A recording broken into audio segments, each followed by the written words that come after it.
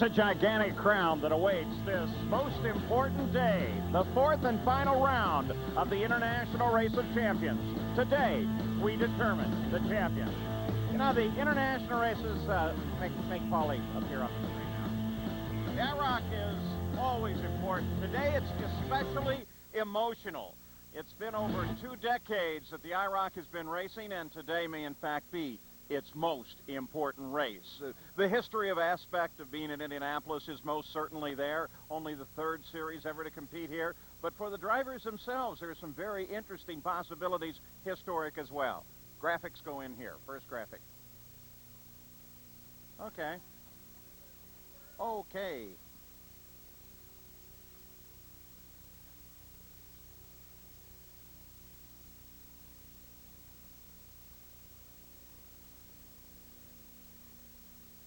Mark it. Mark it.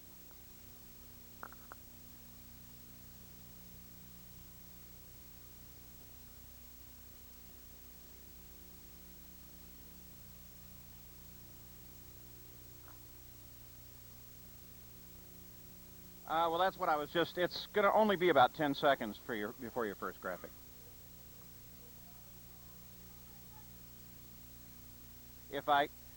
If I go more to my left, unless we scoot these monitors, Benny won't sit. Just, okay, I just want you to know it.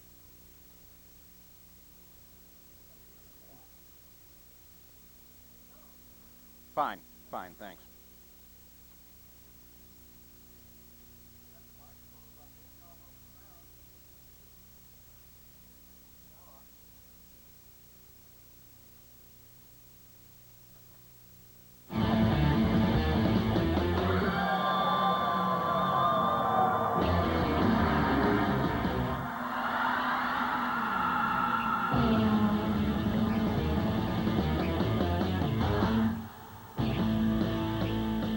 From the great Indianapolis Motor Speedway, today is the 4th and final round in the International Race of Champions.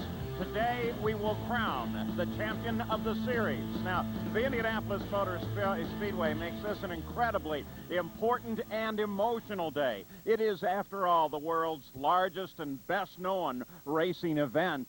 And then you add to it the emotion of the International Race of Champions, which is very special as we come to this 4th and final round. Consider the competitors. Mark Martin, he is looking to make history with a 3rd possibility in a championship. Or Jeff Burton, an IROC rookie, trying to make it into the championship marks here. Or then consider Jeff Gordon, who grew up and started his racing career not far from the Indianapolis Motor Speedway. In fact, just a few miles away in Pittsburgh. Now, there are 3 that really are part of this fight. Martin has the best chance, and this graph helps show you where each driver needs to finish. Oh, this is Burton versus, okay. Yeah, show these to me. I thought you were going to put all 3 together.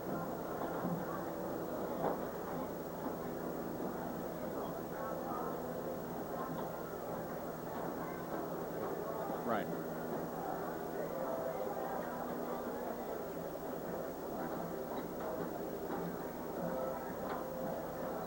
Okay.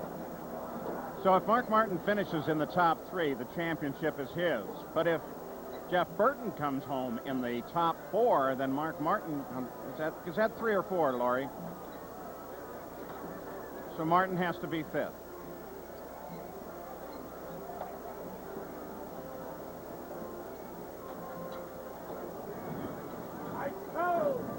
Okay, what's the second graphic going to look like? That's the graphic see, that is. What I thought we were it's gonna see, and I apologize, Laurie, if I didn't understand this. Okay. What I was just gonna say is that there's so many scenarios, because this doesn't tell us anything about the points. And I was gonna key on the bonus points.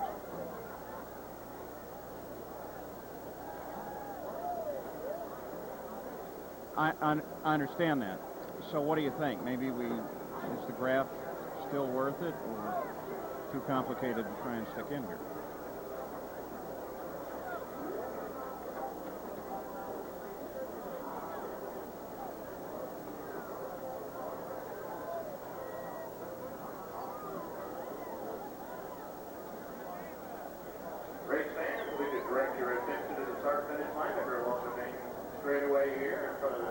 scoring tower.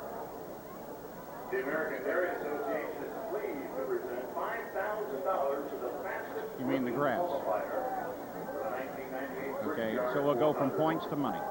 Okay. All right, so put the first graphic back up there. Who qualified at a speed of 178.260 miles So for Mark Martin here, he's looking to make IROC history with a third championship and make it 2 in a row. Jeff Burton, who has a shot at the championship as well, looks to make it in as an IROC rookie. And then there's Jeff Gordon, who started his racing career only a few miles from this great speedway, and he would love to take home the championship as well. How do they do it? Well, very simply, Burton, I'm going to have to... Yeah, I got to finish the one. I'm going to talk about 3 guys. I'm going to say whatever you'd like. That'd be fine. That would be fine. I'll go top down. Yeah, I'm only going to do 3. Mark Martin's got it pretty soft. 4th, 3rd in a row. So I'll talk about those 3, and then I'll say when you look at the purse distribution, you look at the purse, there we go. So you can see it's real easy to make a $125,000 error in this 100-mile run. And I go to Benny. That's pretty much what we'll do. I'll make it real obvious. And maybe I won't do that. Benny's talking away, and I'm talking with Benny, and he's saying important stuff, and I'm saying important stuff. Now, he says more important stuff. I top him with a really important thing, then he comes back with 2 unbelievably important things. Now we're ready to go racing. So, let's take a look at how. When Benny's done, I'll turn to the camera and say other winners this year, and that gets you off to that graphic. Does that do that? Okay, and then as we see those is when I'm going to head. All right, I just said as soon as that comes up, then I'm going to start dillying over there, and I'll start the grid as soon as I get there. Okay? Oh, I do care. Let me do another thing. Okay, I'm all right on that. Yeah. Why, is there something special I should know there?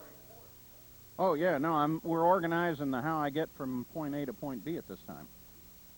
And I think we've organized that. Kevin, let me borrow this. What's the status on that? We don't.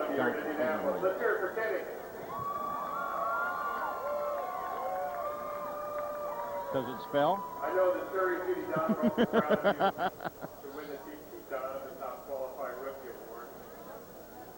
Would you put up again, please, the graphic with regard to the finishes this year? She'll open up at Victory Lane tomorrow. And we thank all those who drink our products throughout the state of Indiana. Congratulations. Yeah, let's go see it. And it's in order: Daytona, Fontana. I trust you implicitly. All right, thank you, Kenny, and thank you. Yeah. Okay. Next up, we can't forget the guys that turned the wrenches. Kenny, where's your baby? I'm making a note because I'm going to be away from the monitor, and I just want to make sure that it's not like the Star-Spangled Banner, and about halfway through it, I forget it, you know? You know? Oh. Excuse me, can we start over? Oh, sake.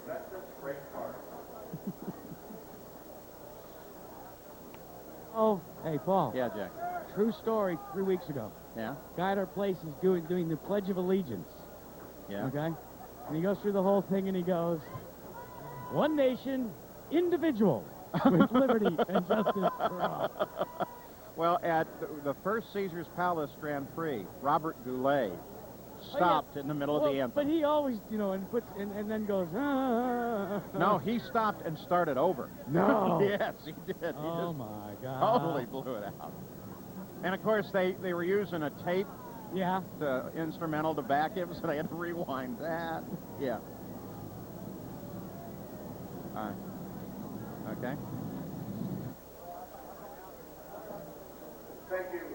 And I'm doing great play-by-play here. And, hey, you know what? I'll tell you what. On a flat track like here at Indy, to make the Firebird corner well, it's back to the basics. Here's Jack Arute. And today's mechanics. Well, then do the 10. Okay. Start counting. Okay. Okay, and I'm talking here, and I'm standing by, and it's that long period between the standby and the 10 that really gets, yeah. Okay.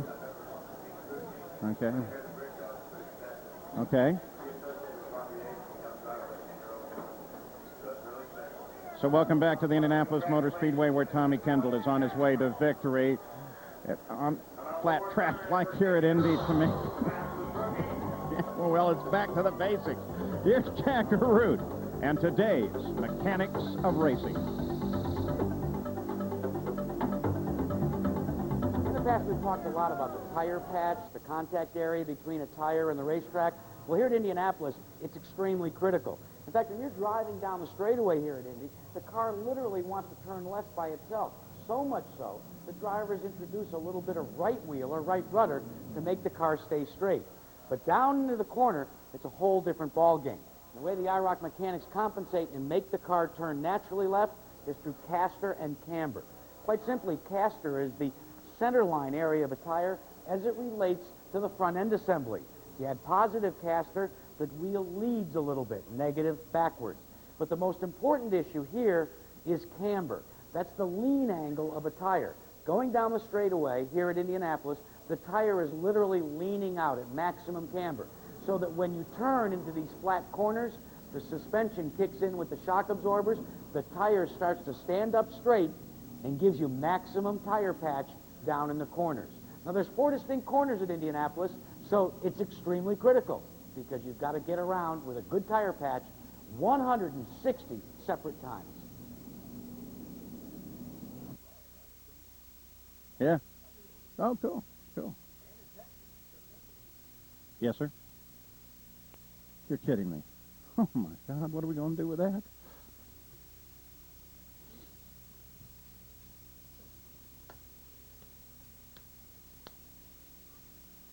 Yeah, I think so. Let's see if I can look at anything else.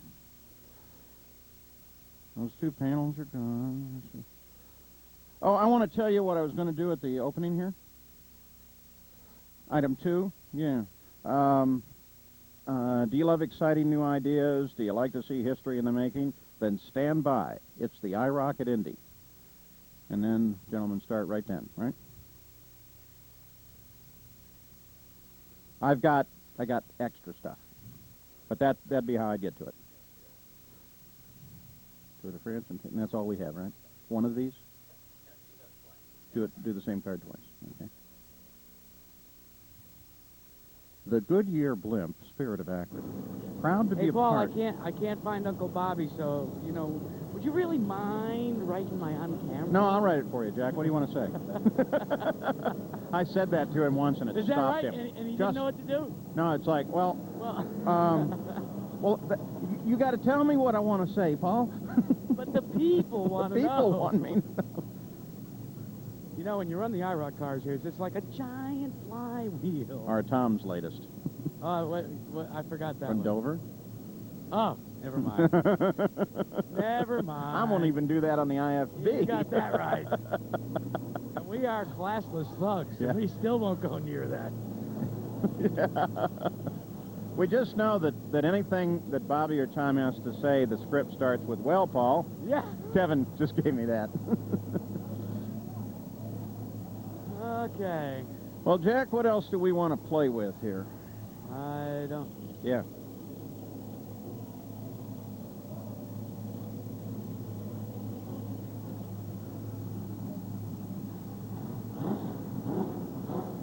No, I figured it as an 8. Well, see, it's got some dramatic pausing here. Do you love exciting new ideas? Do you love to see history? Then stand by. It's the IROC at Indy.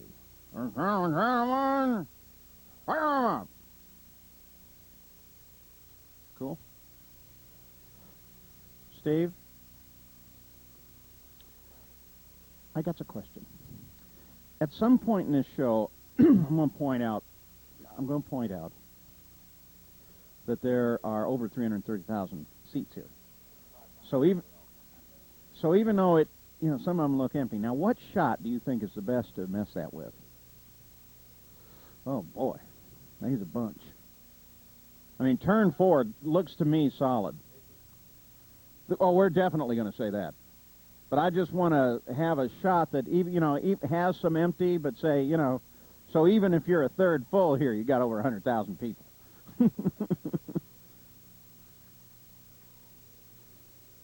Hey, fact's a fact. Hey, Steve, are you still there? Can I hear you? Now I have you worried, don't you? You wonder if it was working.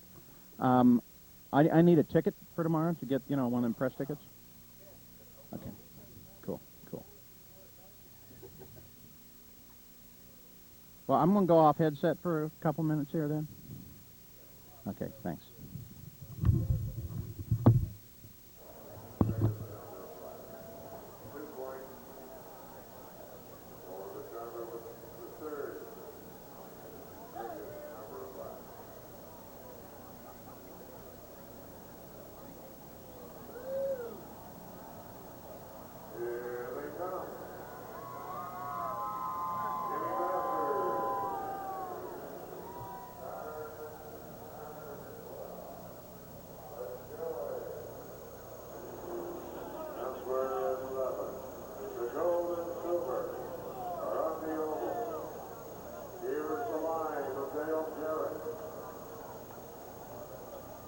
Two-time Indianapolis 500 winners.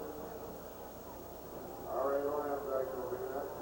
And a bright orange machine.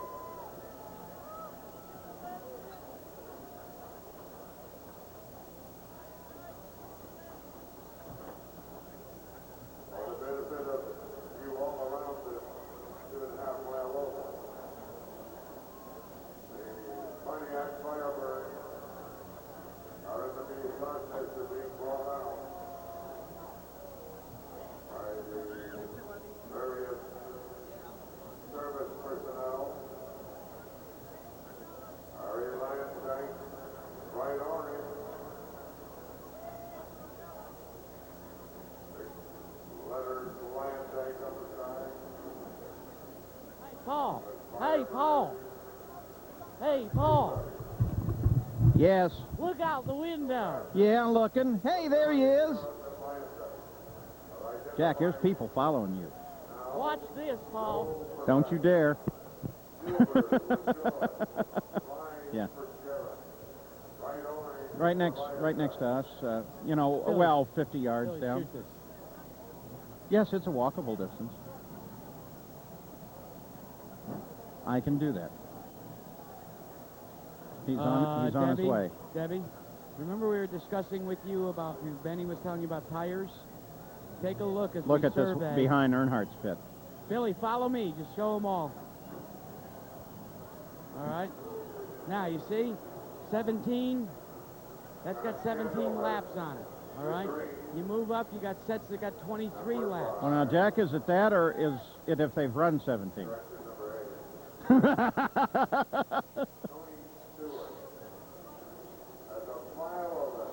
No, because you got 24 LF. What does LF mean? Laps farted? Laps of the race. Jack, were you out there when the first car came out? Yeah, was that something? The crowd was just nuts.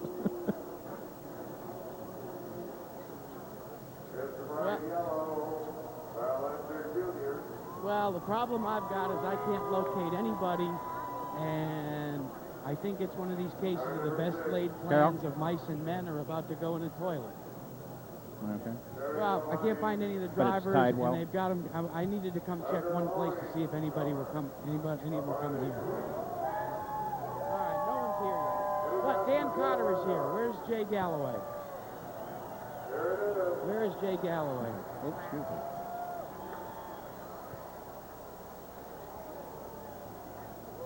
Come on, Boy, Jay. they're doing this show right, aren't they? Oh, that's good. I see her. I just got to introduce her to Dan. Dan Cotter, Jay Galloway. Jay will be your...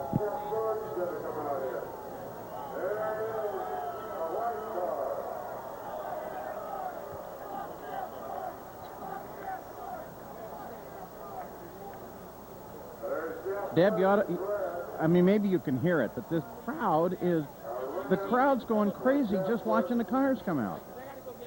They're standing up and applauding cars. I'd guess they're under the tower, would be my guess. No, they're not. I just checked it out there. Did you look in both sides there, Jack? I didn't ask him. He doesn't know where they are. I'm just watching them as they're walking up. Jack, did you look in both the side rooms, the dressing rooms? Nobody's in there yet. Okay. Basically, Deb, I've got it under control. Okay. No. I didn't. I'm trying to get everything together before. I told Al. Al told me where he's going to be. He just didn't say when they changed the schedule. He's not up there? So what I needed to do is I was trying to fulfill the other obligation, and we're in good shape now, I think. Not there. In fact, see, there's some of the guys are starting to walk out now. Labonte's on his way out. And Deb, no one in race control on a headset for you yet. Not there. Physically not in the race control.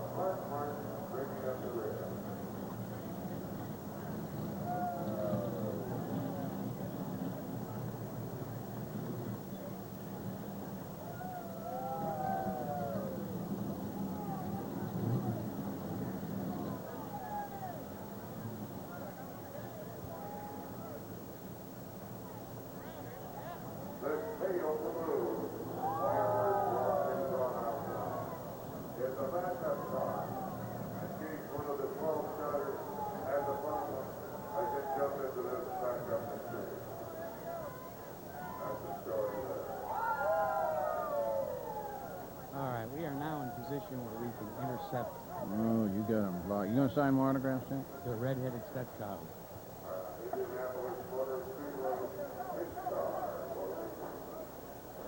Hope you didn't mind, Paul. I signed your name to a few. That's fine. My wife does that to all my checks. It's less shorter than a roof, you know. Yeah, that's why I picked it.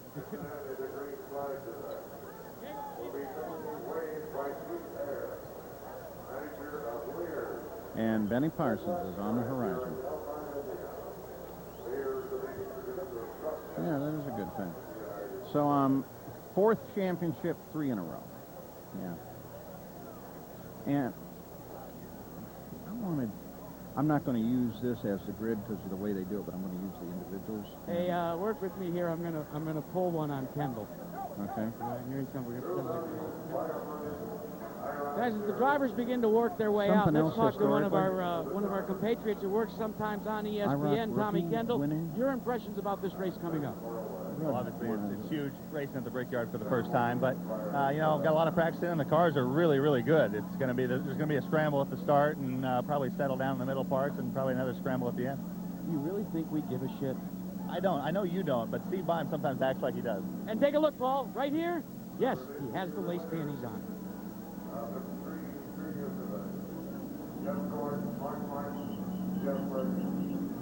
All right, Mark Martin is on his way.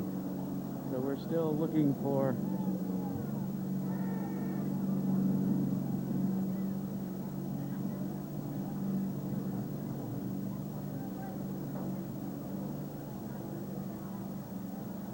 Let's see. I think, you know what, Billy? We need to go back out there in case he sneaks by us. I got you. Here, I can help you there. How's that? I'll give you a little bit there. Yeah. They got you all tangled up here. It's a problem.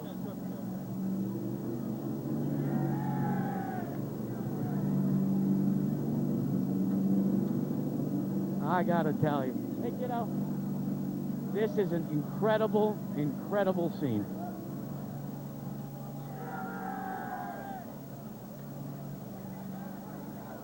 To me, this is more, Paul, this is more incredible than the first Brickyard race. I mean, you know, for IROC, you know?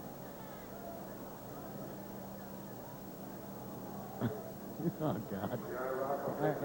Did you drink something, Steve? Do you have a problem? Did you drink something? Did you drink something? Or... Oh, baby. The one person I have not seen is Al Jr. yet. Well, if he does, hey, we lose him. And then I'll just grab him up there, you know. You got to keep point. We're working here on getting them untangled. That's another one. Let's not. Another one. Let's not go there.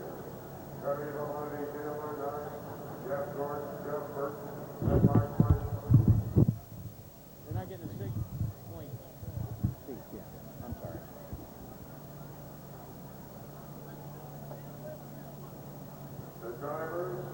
Okay, Dale Jarrett's on his way out. Let's see what happens. What would you guess was the largest human capacity in NASCAR other than that? Hey, Paul. Yeah. Yeah. Paul, you get on headset for a minute. See, when I'm talking to you here, that means I'm on headset. Yeah. Brian, would you make that same run again, please? No, he's not. Oh, okay. That he could do. Looking for Al Jr. Al Jr.? Yeah. Little Al. Hey, Paul, Yeah. I'll tell you a funny story. They were telling me last night. Ari is so taken by NASCAR, Yeah. he has been practicing talking NASCAR. Has he really? Yeah, Tara ran real good. He, Yeah. Brian, okay. He's pretty hurt now. Yeah, 10-4. And I can, yeah, well, and we're gonna, really, I think where you're going to hear it is right where Billy is, so it's a perfect place to do it. I'm trying to get a little closer so I can give you a heads up of when he's coming. Here comes Jeff Gordon.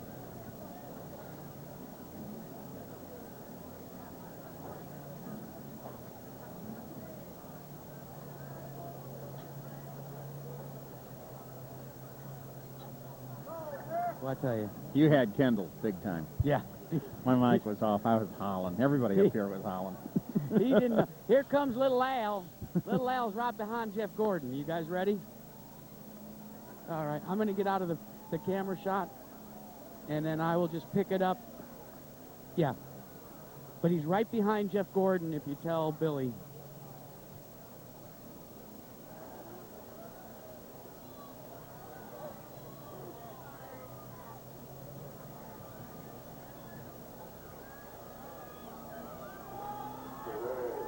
No, they stopped him for a second, which is better because we won't hear the... It'll all be for Al now. Right under. You see him? Yeah, next to Linda Vaughn.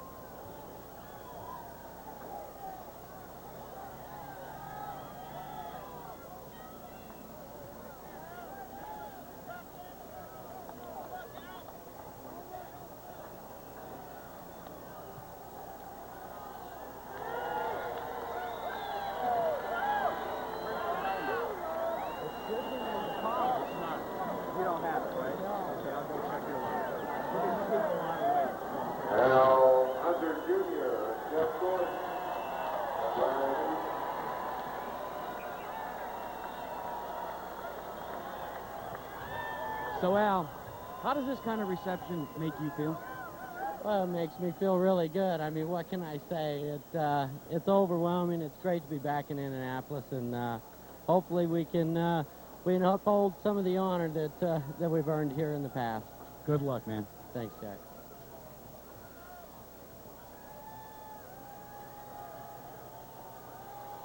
I think you got what you want. Never say, hey, Larry, never send a ferret to do a weasel's job.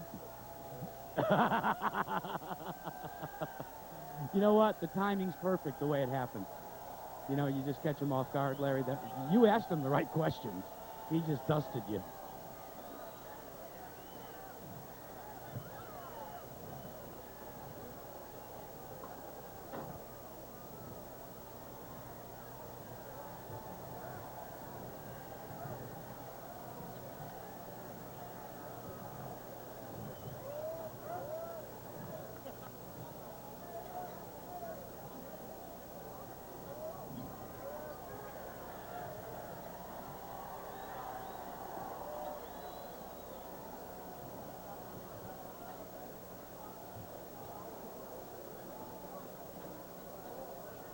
Hey guys, I can read to you what Jim Phillippe is going to say. Here to give the command and start this event is the Chairman and Chief Executive Officer of True Value Hardware and a long friend of the Indianapolis Motor Speedway, Dan Carter. Did you read me? Thanks, Jim. And I think that we ought to just cue that and let him do it. It's easier to get the cues right then for gentlemen start your engines. No, I'm going to go to Jay now. I'm outside of Victory Circle. I'm where they introduce. What we're going to do, Jim, is because of this situation, we are going to cue you, Dan, because we'll be on the air. So I'm going to introduce you to Jay Galloway, who will give you the cue to do it. And then we just roll and go. There we go. Okay? I hear you. They always leave us out in the dark, you know. Hello, Jay. Come here. Hello, Jay. Jim Phillippe, Jay Galloway. Jim is going to be doing it. You will cue him rather than Dan, and he will just go from there. So, Dan, no pauses. I think it'll sound better too, Jim. No, just go. So tell Dan. Oh, they don't care. All right, so that job's done. Good job, Jack. Hey. You're doing, I'll tell you what. You're a killer down there. I'm just loving my job today. Well, it's big. And you want to know something? Sir. You want to know why? This is an incredible crowd. I mean, It is. Yes, Steve.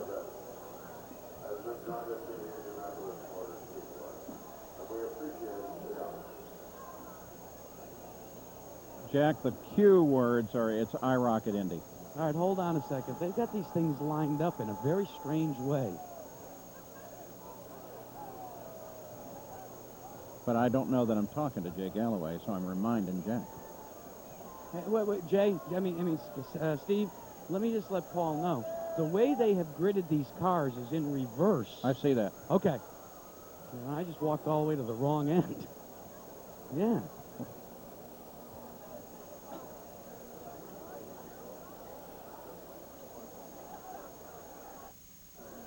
Do you love exciting new ideas? Wait a minute. Wait, I'm sorry. You're at item 2.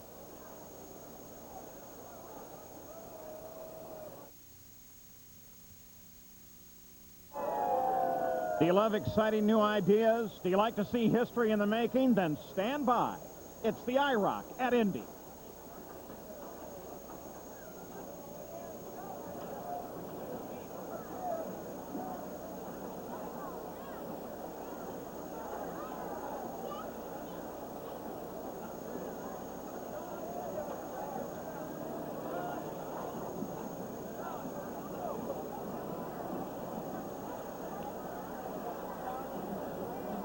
The field comes to life. No, I'll tell you what. It's going good. Yeah, let's start it. Let's do it again. I mean, I don't want to hear all that stuff. I just want to hear it go.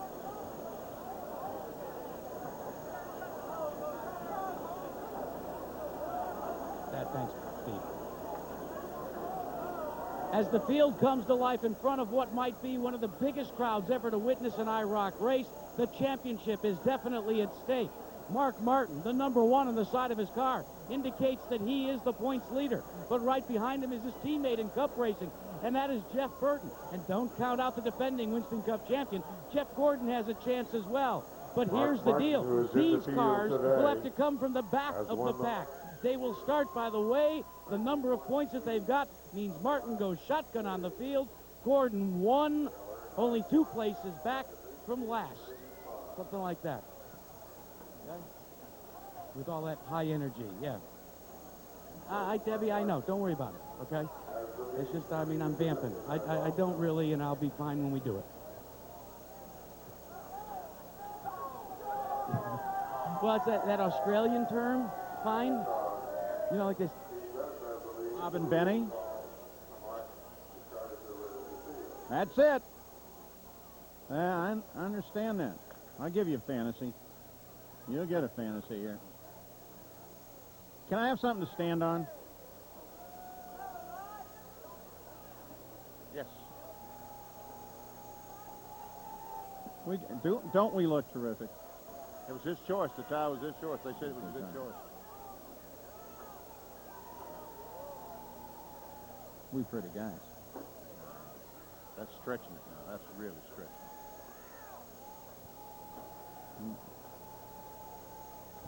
So you can make a $124,000 mistake, but Benny Parsons, IROC at Indy, how important is it? I think for IROC to get the credibility that it really wants, you got to come to Indianapolis Motor Speedway. This is, without a doubt, the best-known speedway in the world. And the track is entirely different than anything else they race. This thing is flat by comparison. That's right. They run on bank racetracks where they can make a mistake. They can go up the racetrack and they can get under someone. But here, flat corners, they'll have to run one groove through the corners. The passing will be off the corners as they exit. Is that to say there's no passing at all? No, there will be passing because, let's face it, Mark Martin, Jeff Burton, those guys back there trying to win the money, they're starting at the back of the field. To win the money, they've got to get forward. They will work together. They'll try their best to get to the front, and then if they do, then they'll determine who's going to win the money. So you're going to have to team up with somebody to get to the front? I think that's the way it's going to happen. I don't think that guys will be able to pass by themselves, but they'll find teammates because, let's face it, everyone wants to go to the front being relative. Unless all is fair in love, war, and the last lap. All right, in the previous runs this year, here are your winners with Gordon, Martin, and Burton. Guy today's going to be on that, and I'd be gone. Yeah. Okay. Here you go. Okay. Al Unser Jr., last time he was here was his second win at the Indianapolis 500. Look at the welcome that he received when he arrived here today.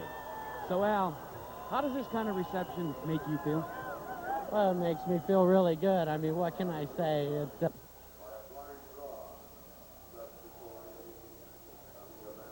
Right. I'll go first, yeah, because I'll be talking as I go. Or Ben can go first. It doesn't matter to me. Probably easier for me to go. Yeah, you go first. I'll just follow you around. Okay. You got it. Is that gray cable yours? This big, heavy thing is mine. Okay, yeah, mine's on top of yours. I got it looped all over the place. Yeah. Okay, mine's on top of yours.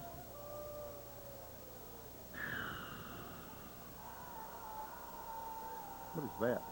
A fan? Little porta-fan.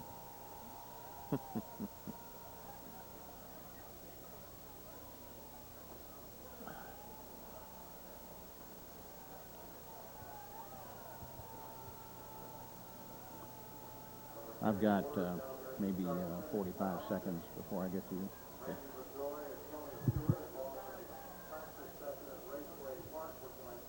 Is there anything else? I can't think of anything. I mean, unless something's jumping at you, it's...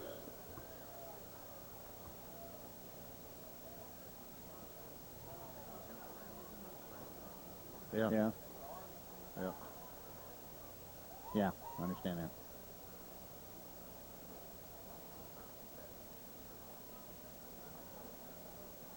Yeah. I will have already dealt with that at that point, though. It's so difficult, Kevin, because if nothing is happening in the front. You know, Yes, we are. Yes. It was a show. Yeah. Here I am doing another show. So.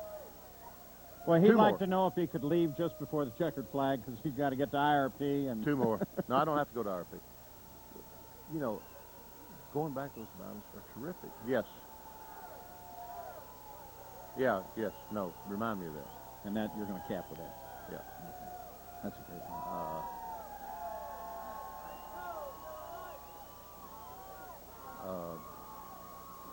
Jumping around.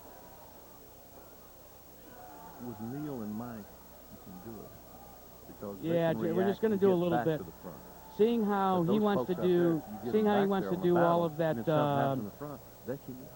of the crowd shots and stuff. What I'll do is we'll start with Billy's camera in a crowd, and I'll say in what might be the largest crowd ever to witness an international race of champions. Jack, what? Don't qualify it. It is. Okay. It's pretty good.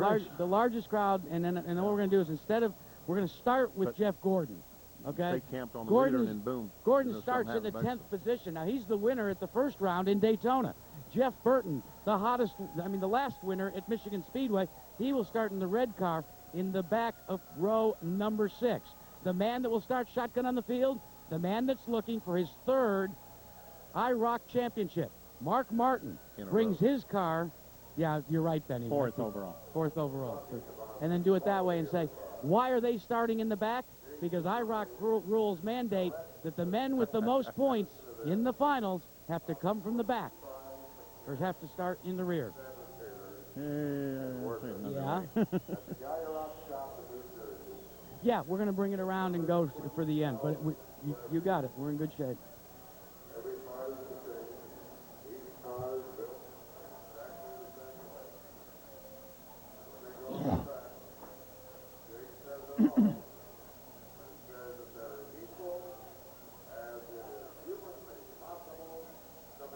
Good. Perfect. That'd be terrific. Yeah, That's real nice. He had it up earlier. Yeah, that's nice. He puts all those papers and books and all that in.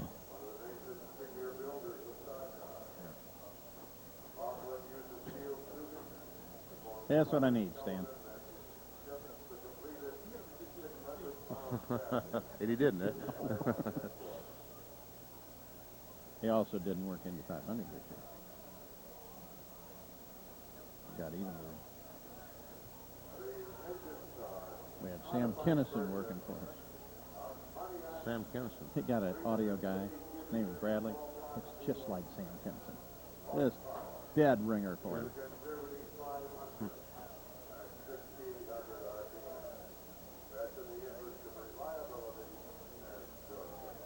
Stan's my normal guy, and he couldn't work Indy this year, so this other guy was in there. Every time I turned around, I'd say to the guy, you know, Stan wouldn't have done it that way. I had him beat up so bad. Is there an extra starting lineup up here somewhere? That's Paul's there.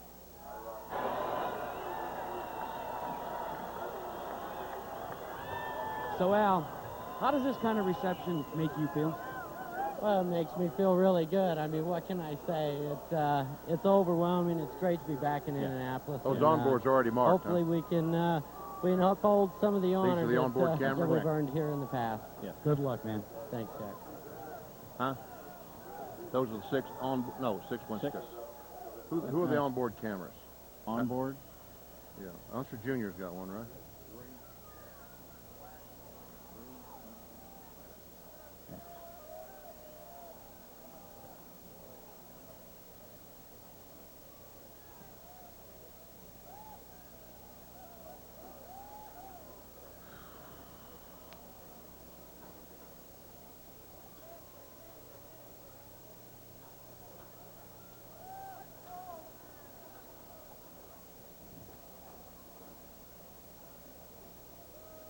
Son, do you have another one of those color charts, or do I need to get one out of my bag? Okay. I got mine laying up there. Yes, sir. Kevin, can you... Okay, thanks. That's right. Hand me that bag right there, and let's see if I... You're just a southerner all the way. It's your parasol.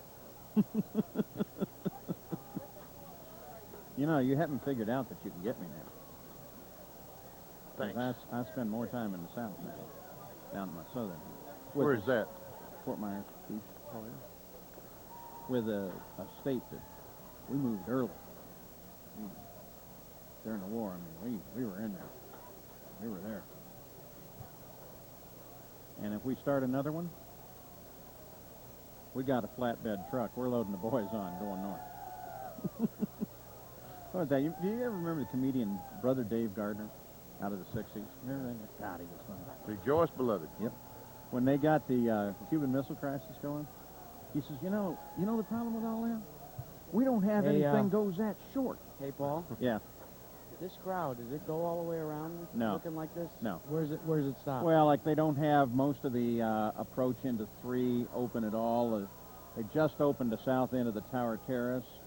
And They don't have, Coach, they don't have going into 3 open. And they just opened... south of the Tower Terrace. Yeah, 4 is south of the jammed. Tower. 4 is jammed, 4 is they're wall saying. to wall. But these are knowledgeable fans. They know exactly where to sit to watch this. Well, Coach wanted to know if you could tell him where to sit. Okay, where does he want them? Yeah. So Kevin, he said, we don't have anything. You want to rehearse it again? You realize if we got to fight Cuba, we got to get 20 guys from the Mississippi National Guard and go down there on a flatbed truck? Okay, thanks. God, he was funny. He says, you say, Brother Dave, you're a preacher, is that right? He says, yeah, I am. Only difference is I'm preaching for it.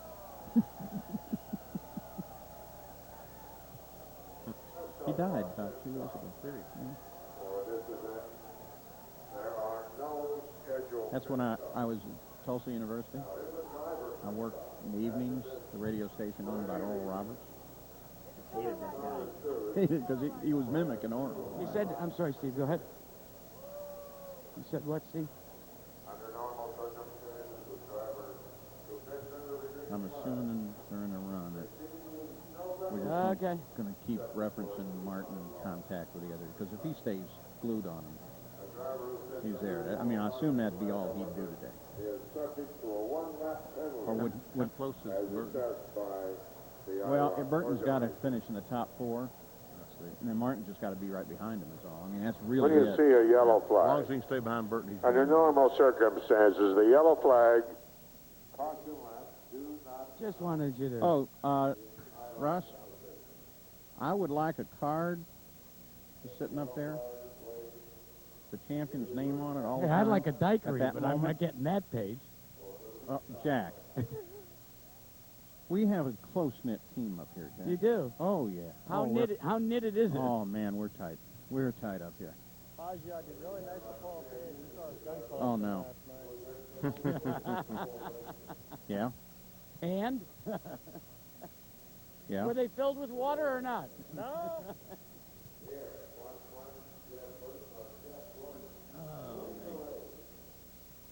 I wonder what we're waiting for. I'm waiting for you, Jack, didn't I tell you? Yeah, right. I don't know. Everything looks in place on the racetrack. Time for the track inspection.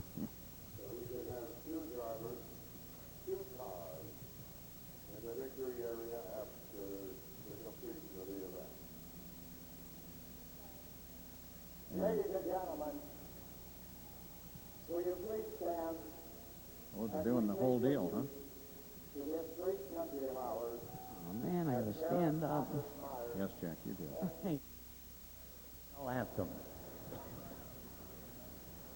Oh, say, can you see by the dawn's early light what so proudly we hailed at the twilight's last gleaming, whose broad stripes and bright stars through the perilous fight o'er the ramparts we watched were so gallantly streaming, and the rocket's red glare, the bombs bursting in air, gave proof to the night that our flag was still there. Oh, say does that star-spangled banner yet wave o'er the land of the free and the home of the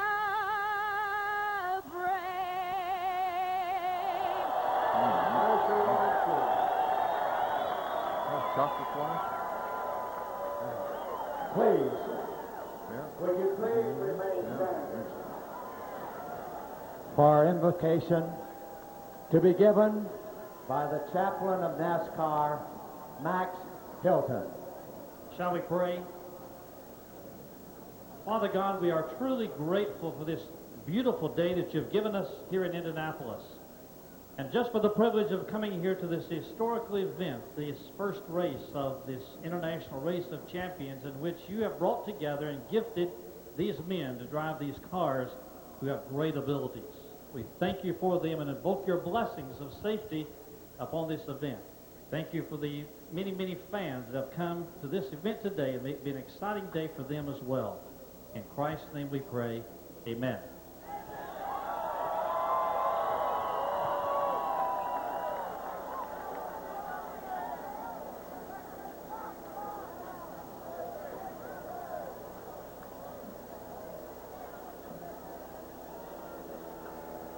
Tony Stewart is here. LaJoy is here. They've just arrived. So stand by for the driver introduction.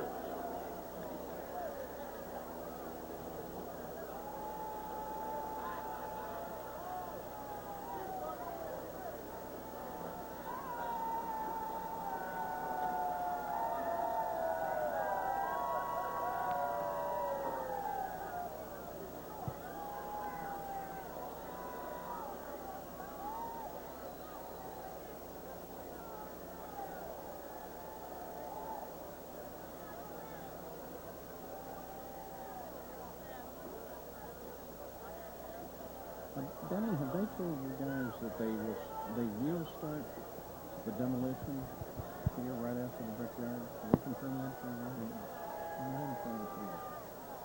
What is supposed to turn out? Just for them. Start this thing. We got a fantastic.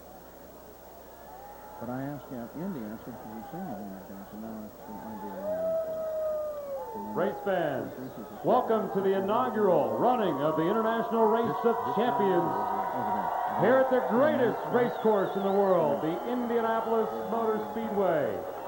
This is the final race of the 1998 IROC season, and now it's time to meet the drivers.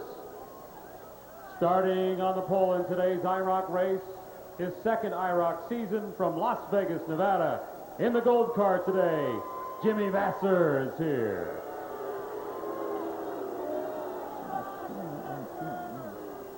This driver has been the Busch Series champion for 2 consecutive years.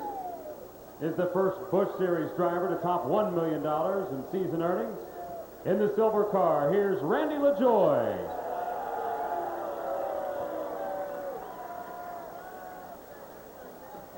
Here's the 1996 Brickyard 400 champion, starting second position for tomorrow's Brickyard 400. Please welcome, in the lime car, Dale Jarrett.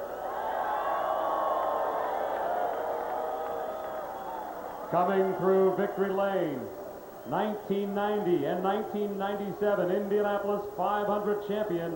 In 1996, he set the qualifying record for the Indy 500, which still stands. Let's hear it for Ari Lyondike.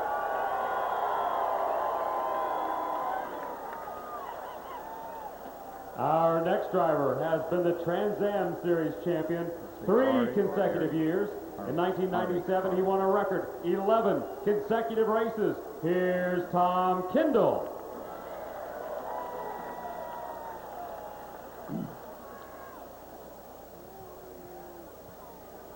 Next up, 1997 Indy Racing League points champion, currently second in this year's IRL standings. He's the 1996 Indy 500 Rookie of the Year from Columbus, Indiana, Tony Stewart.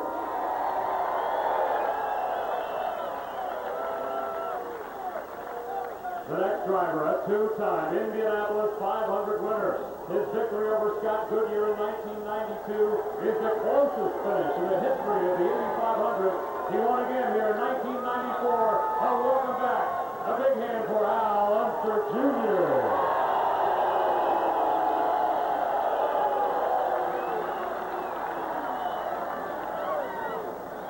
This next driver will start in 8th position in tomorrow's Brickyard 400. In 1997, he finished 6th in the race for the Winston Cup points title. Let's hear it for Terry Labonte.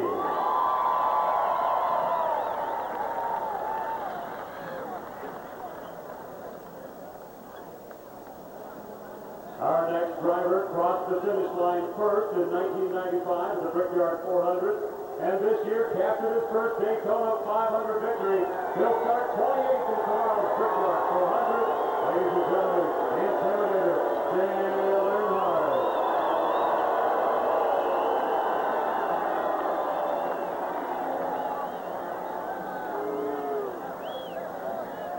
And now, the current Winston Cup points leader, the defending Winston Cup points champion.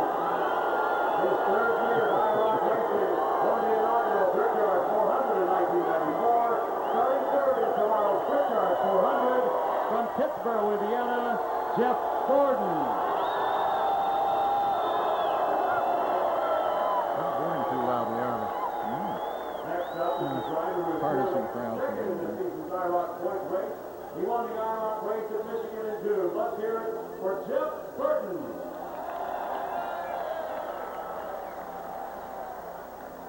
And finally, he's the current IROC points leader. He won the IROC points championship in 94, 96 and 1997, and begins tomorrow's Brickyard 400 race in 7th position. Race fans, your defending IROC champion, Mark Martin.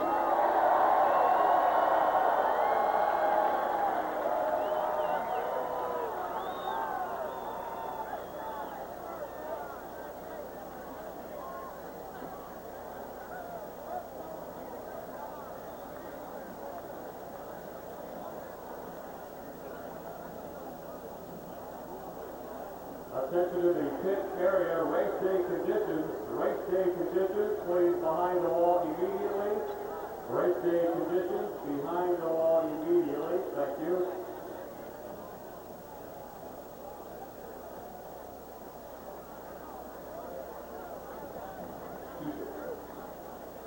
What did you say? I don't know. It was Dan Tyler. I think it's just testing the mic. Oh, so much it eats the mic. Feed it. I don't know.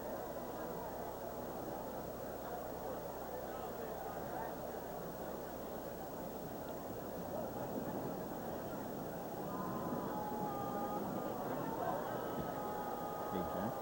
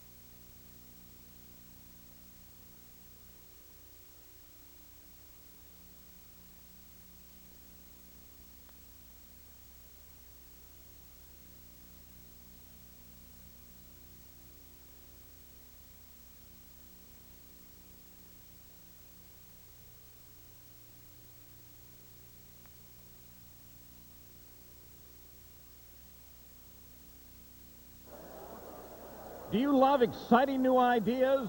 Do you like to see history in the making? Well, then stand by. We're ready for the IROC at Indy.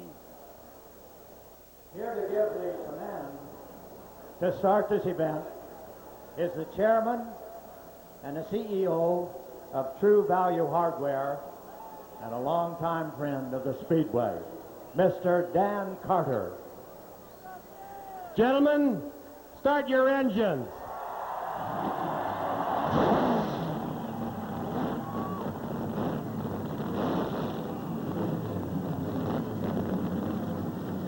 And the Pontiac power plant roar with delight. The Speedway race car. The largest crowd ever to witness an International Race of Champions event has assembled at the Crucible of Speed, Indianapolis Motor Speedway, for what should be the most exciting race of the 1998 campaign. Jeff Gordon will carry car number 3. On the side of his machine, he's third in points. What about Jeff Burton, winner of the most recent IROC outing at Michigan Speedway? He'll be in the red number 2. But the man that is looking for his 4th IROC championship and his 3rd consecutive is Mark Martin of Daytona Beach, Florida. Martin carries the numeral 1. Where will these 3 cars start? Well, by virtue of the fact that they lead the points, they have been relegated due to the inverse order of the field to 10th, 11th, and 12th on the grid.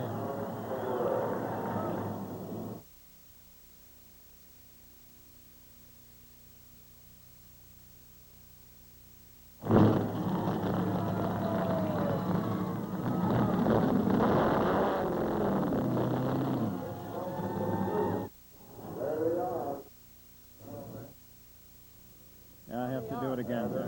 They're not they don't do that anymore, Deb. They don't make them that way. See? See, Deborah? See, they don't make them that way anymore. I was showing it to you. I listen if you told me to close it, but there's no... Jack, close it.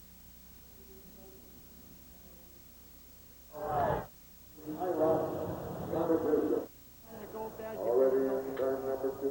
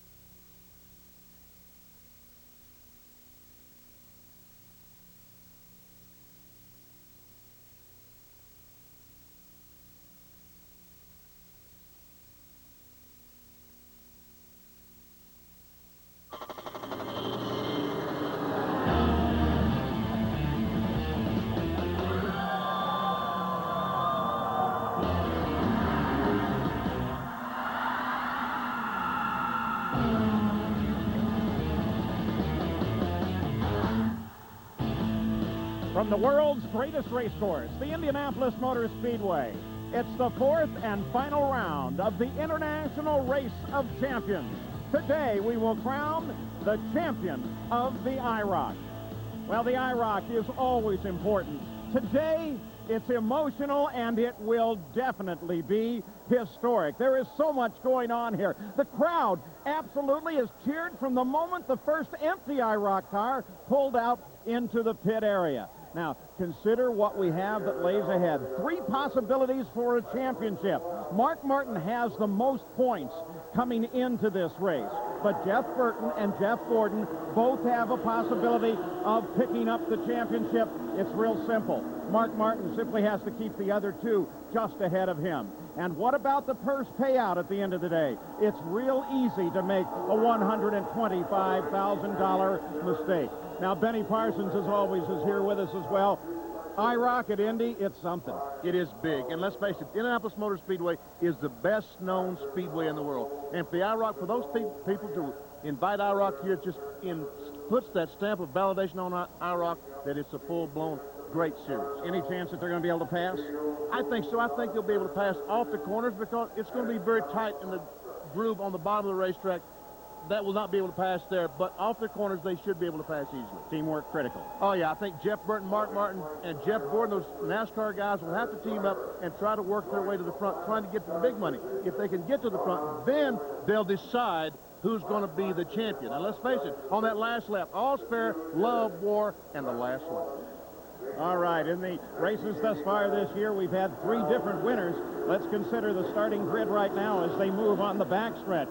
In row 1, Jimmy Vasser from CART, the gold car. Randy LaJoie from the NASCAR Busch Grand National Series in the silver car. In row 2, Dale Jarrett from NASCAR in the lime number 10. And Arie Luyendyk, a 2-time winner here at Indianapolis from the IRL in the bright orange car. In row 3, Tom Kendall from Road Racing, the green number 8.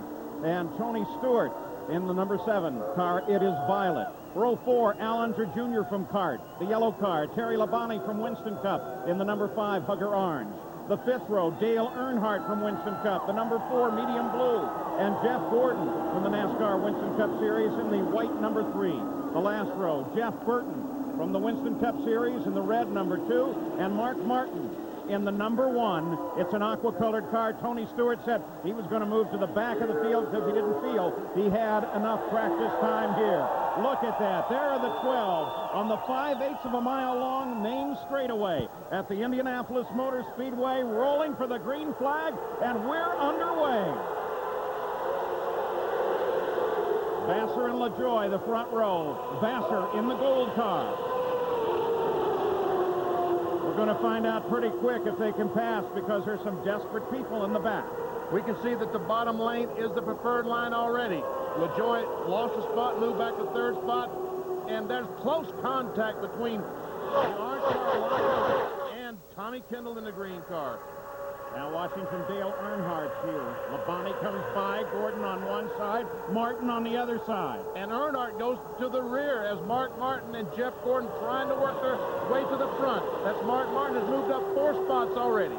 The distance is 40 laps, 100 miles. Yellow laps don't count, no pit stops.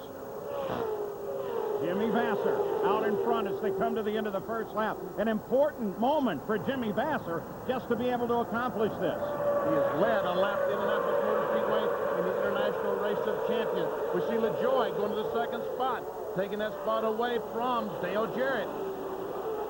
And Mark Martin has begun his move back at the back of the field. There you see him. He comes alongside of Jeff Burton in the red car. Back up to the front. Jimmy Vasser's pulling away. And Jeff Burton hung on the outside. But he's trying his best to get to Mark Martin. That's Martin in the lime green car, Jeff Burton in the red car. And here goes Earnhardt diving down on the inside. I'm sorry. That was Tony Stewart that dove down on the inside of Earnhardt. Yeah, remember, Stewart started way in the back of the field. Now Earnhardt comes back with a challenge. You watch from Jeff Burton's car. There goes Gordon. Now, Mark Martin's objective is to simply try to keep Gordon and Burton in his view. He doesn't have to be in front of him. He is right now, but he doesn't have to be. It's much more comfortable to be where he is. What may be the deciding factor, Benny, is how the bonus points. Remember, they give 5 points for leading the most laps, 3 for the second most, 2 for the third most. That could make a world of difference in this championship. It could make a difference, but those guys started so far in the rear, all they're trying to get is some positions up towards the front. I don't know if they'll be able to work their way to the front in 40 laps without the aid of pit stop. So Mark Martin starts in the back, moves to 8th, 12th to 8th, in just the first lap and a half, going into turn 3 at Indy.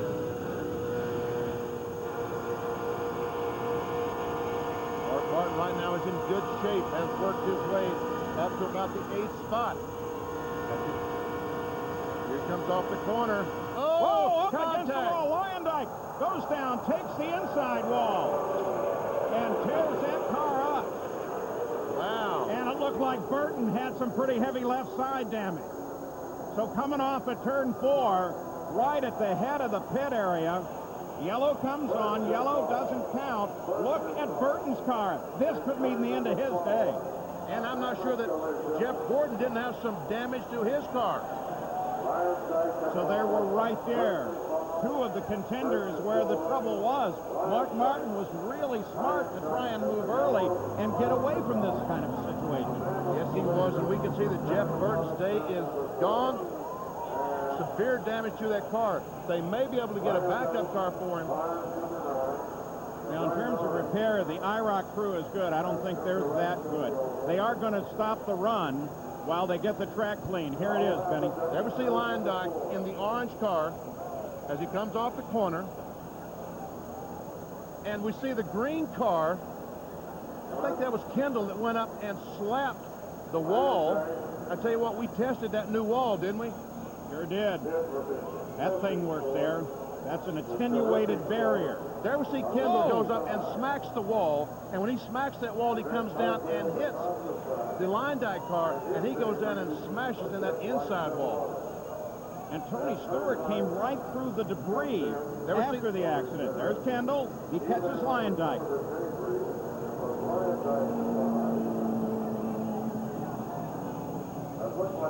Boy, there's a lot of damage on Ari Lyndike's car, but I think that barrier on the inside did help the accident substantially. Look at this. Now we'll watch the white car. Watch. The damage to Mark Martin's car is made by Burton running into the back of him. Let's go to the pits, Jack. Well, Dale Earnhardt had the wherewithal to back up pit road and get service here at the IROC pit area.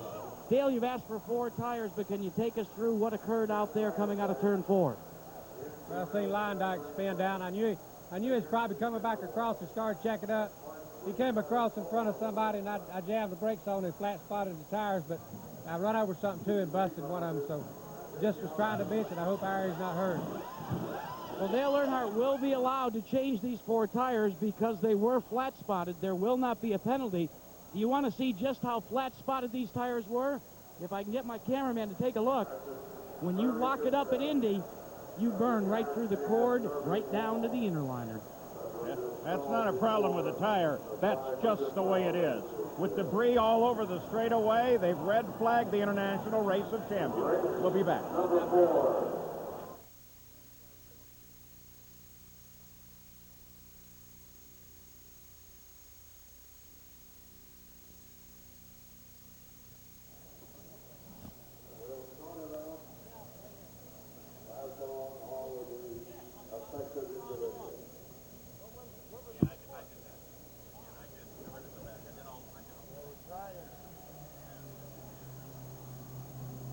Tell you what, that was pretty solid. I thought it would handle it. You want something from Stewart, or you want to just let it go? I thought I'd keep it there. Truck.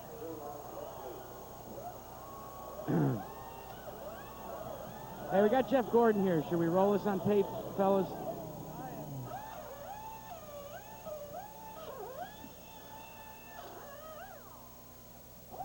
Hello, truck. You'll notice that all of the machines report to 2 pits. So IROC mechanics go to work. Yep. So that's to take 30 minutes to make repairs. Yes. The second one is 30 minutes to make repairs. Okay, I'm ready. I've got it in my hand. They're working on Earnhardt and Stewart right now. There was debris everywhere. All right, now let's go back to our Wide World of Sports studio in New York and our host, Robin Roberts.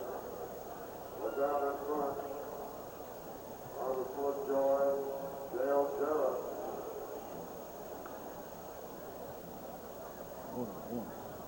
Hey, Steve. What do you want to do here? We got Kendall, we got Burton, we got Gordon, and we got Stewart. Gordon is out of his car. Do you want to... Little red flag segment. Gordon is a guy that's in the points.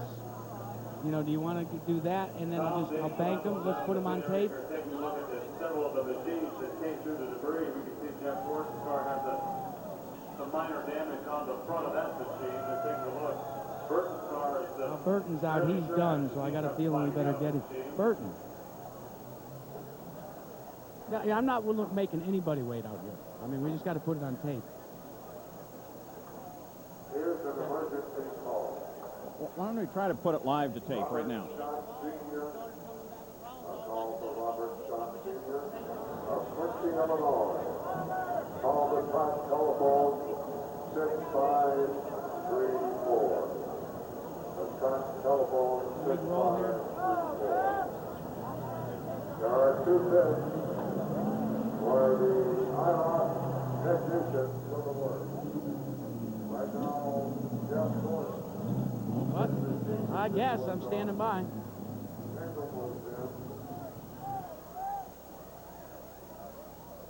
emergency call, Robert Scott Sr., Quincy, Illinois, on the platform 6534.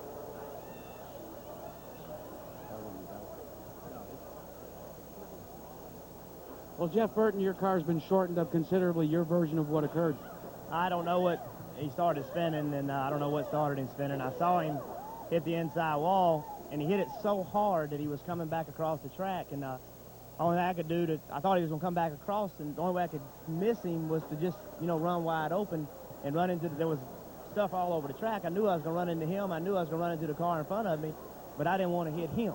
And so it tore my car all to pieces, but I didn't want to hit him. He hit hard enough, and his car was tore up pretty bad, so I wanted to make sure I didn't hit him. It wasn't going to hurt the white car. It was Gordon for me to hit him. It wasn't going to hurt me for me to hit him, and I just, I hope he's okay. Now, both you and Gordon were in the points chase, the only two that could chase down Mark Martin. In one fell swoop, both of you are out. Well, I don't think Gordon's out. I'm out. I got oil and stuff all over me when I got out of the car, so I know I'm out. He's not out of it, so it's still a race. He's got to do something real special to win it, though. It looks like Mark's got this thing pretty much wrapped up. I paused just so if you wanted it. Yeah, I just paused. I don't know what started it. He started spinning, hit the inside wall really hard. There was so much debris and stuff flying around that. Well, to that point, I thought we were all right. Yeah. I'm trying to keep an eye on you. So. All right, is there anybody else you want? Tony Stewart is out. Okay, Tommy's still in the car. Yep. So it's going to be tough, but I think we can get him. Can I take this down, Tommy?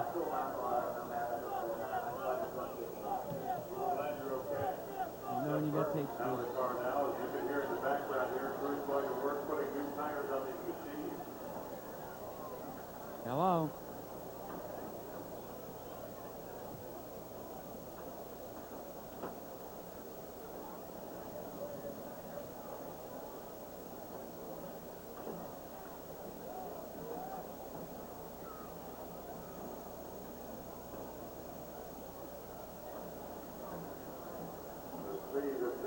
Sorry, right? Last lap, leading the race, over 158 miles an hour. After 2 laps, Baxter and LaJoy, 1 and 2. Gillett and Ellender Jr. Okay. Well, you can hear some of the comments being made back and forth between Tommy Kendall and his IROC crew member. Tommy, what happened out there?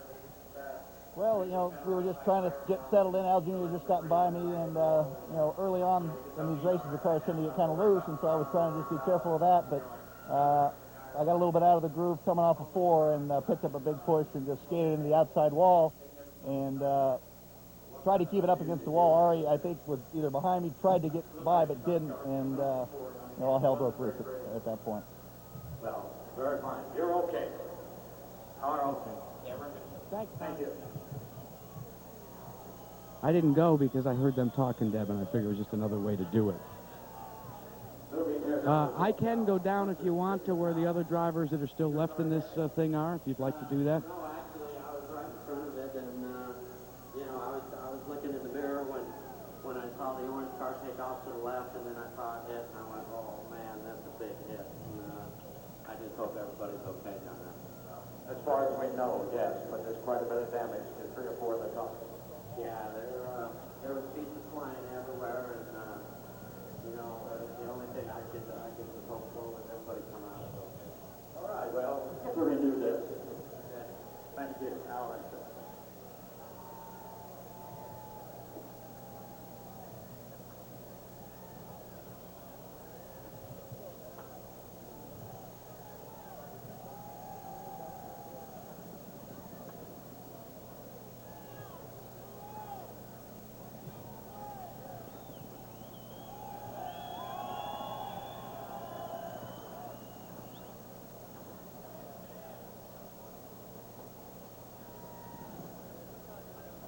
Code 3, 5 being the worst. Yeah, okay.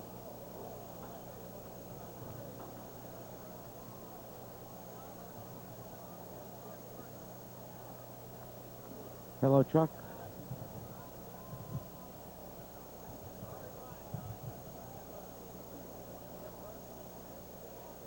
Hayes heard at the hospital that he's talking, but his feet are trapped.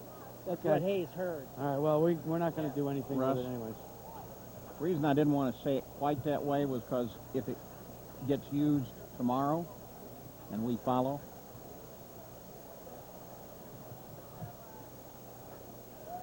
probably a small point, but Hello, Debbie.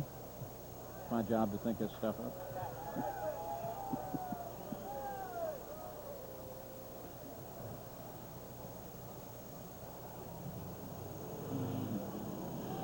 Jack, you do look good. Yeah. I'll give you that. You do look good. Well, quick it can... Boy, can it. Ooh. Yeah, I just want to know if there's anything else you want down here, because it's kind of waste of time. Yeah. Jack, did you, you haven't seen anything other than... No. All we've told is 3. You heard that? Yeah. They're still working on Gordon, White Firebird, and also Central Green. You can see the damage to the right side of Kendall's machine, where he hit the wall, struck the wall, and rebounded, and contact made with our reliance. Tom, and with Jeff Gordon. Jeff, you were describing some of the things that you saw. What was them? Oh, we just saw, you know, a lot of meat flying around out there. I think a lot of it is that absorbent wall. But, you know, I saw Ari hit sideways and, you know, he was going pretty fast when he hit it with his nose. But, you know, it's hard to see. There's so much stuff and debris flying around out there that everybody's just trying to keep from hitting the car, hitting him, and then trying to get through all the debris. But I saw, you know, a spring and some other stuff flying around out there. So it got pretty wild, you know, because I was on the brakes trying to stay out of stuff. Jeff Burton was on the brakes, and, you know, he got in the back of me, and then I was trying to just keep it going straight. So, I hope that everything's all right down there with Ari. And your car just damaged to the front end? Yeah, it's got some pretty heavy damage. Not too bad, I guess. I think this 200 mile an hour tape will see how good it works because, you know, I ran over a lot of stuff out there and just damaged up the front. That's us. What, Deb? Thanks so much. And we Okay. really working on the front end of that. Jeff Gordon. Okay. Pickup truck laden with parts from Iron Dyke's machine. Jack? Yeah. The way Russ is computing it right now is Jeff Gordon has to win plus pick up 2 bonus points. Hold on. We need somebody to go to the medical center and stand by. Hayes is there right now. Okay. How many? Right. Two-time winner Ariel Dyke. Involved in the final try, jamming out of turn number 4. All right. Hitting the inside wall, ricocheting across, and like a cannon shot, hitting the outside wall. That's tremendous force. So twice of great force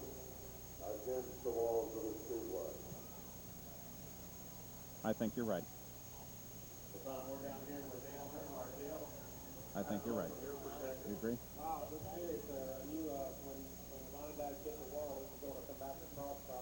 You got it. You see this piece right there? That's the spring that they were talking about. Look how high it was. Look at that thing. It just launched. That's spring steel. You can see it going. See it? Yeah. Did you see it leave the crash? Yeah. Look here. There it comes. Watch that. Should we show it leaving the crash or bouncing across the racetrack? You see what it did? It kind of flipped. Came over, hit the wall here. Onto its axis and then launched.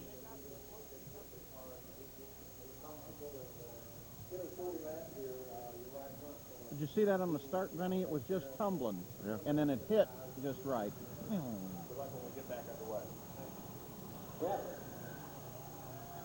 There you are, Brian. Hey, could we run it again one time? A couple of the drivers were here, wanted to see it, that were in it.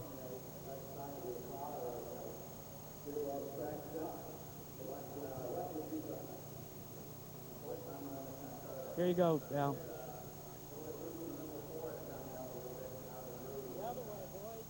The other way. Nice going, Al. Oh! That was Tony, right? Yeah. Tony was the first one through, yeah. Oh. Man. I would have to assume it's going to take a while to repair that wall, too, gentlemen. That's my guess. You know, the way that thing... That's my guess, Jack. Man. In fact, I might just mosey up there. Do you think it'd be worth my while to mosey up there by myself, Paul, or to see what's going on? I sure think you got the time. Yeah.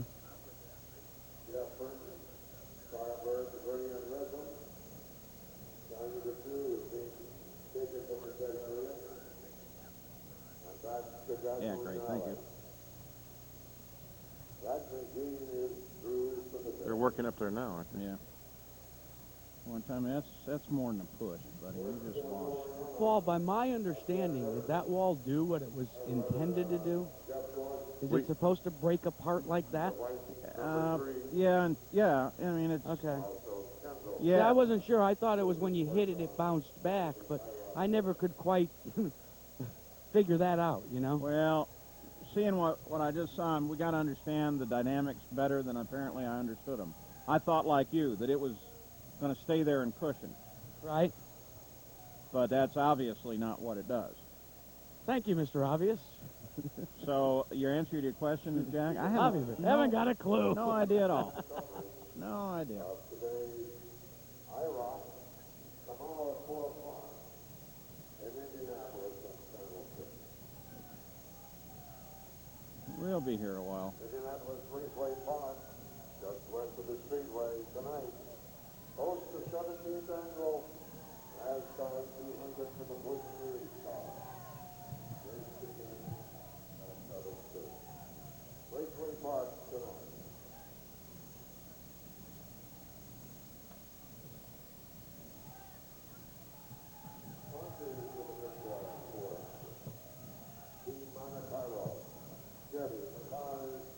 Ford Champions truck.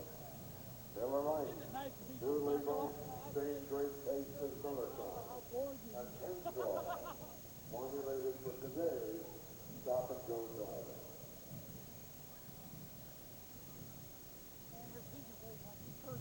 Jack, you could tell me, I don't see anything on that car that would matter. Burton's car? Gordon's car. I'm sorry, Gordon's A lot of cosmetic damage in the front end. They retaped it back up. I mean, I would think he probably could continue, but the arrow certainly is turned upside down on it. Okay, thank you. Thank you. So that's where we're going. Replay. Jack, that'll roll. We got to leave. I don't know how they'll get us to it, but Yeah, they were just being real safe with this neck and back. there you are. You read that, Paul? I heard it. Thank you. Sounds pretty good.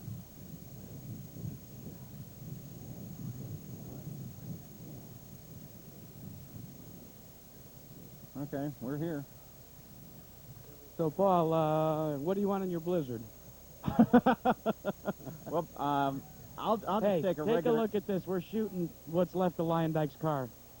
It's not in line with us. Well, I'm just... Oh, oh, my goodness. Oh, my goodness.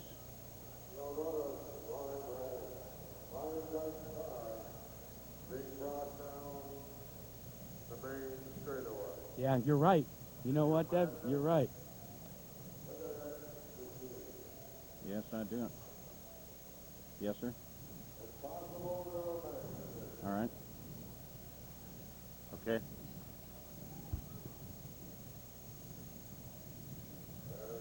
Back at Indianapolis, ready to get going once again as we end our red flag session. It all happened when Tom Kendall got in trouble in turn 4.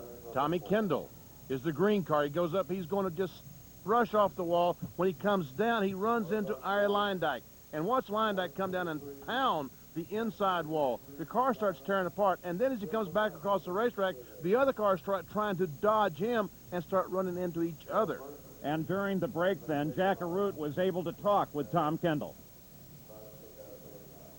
Well, you can hear some of the comments being made back and forth between Tommy Kendall and his IROC crew member. Tommy, what happened out there? Well, you know, we were just trying to get settled in. Al Jr. just gotten by me, and, you know, early on in these races, the cars tend to get kind of loose, and so I was trying to just be careful of that, but I got a little bit out of the groove coming off of 4 and picked up a big push and just skated into the outside wall and tried to keep it up against the wall. Ari, I think, was either behind me, tried to get by, but didn't, and, you know, all hell broke loose at that point. Mark Martin was ahead of the accident, but the other 2 contenders in the IROC fight, Burton and Jeff Gordon, were behind the accident. Open, Benny. Hello. Benny. No. Yeah. No, that's Gordon. That sound bite, what I don't understand is if you didn't hear them talking, why pick it up there? Makes me look stupid. That's okay. Yeah, that's why I figured you wanted to do it, Paul.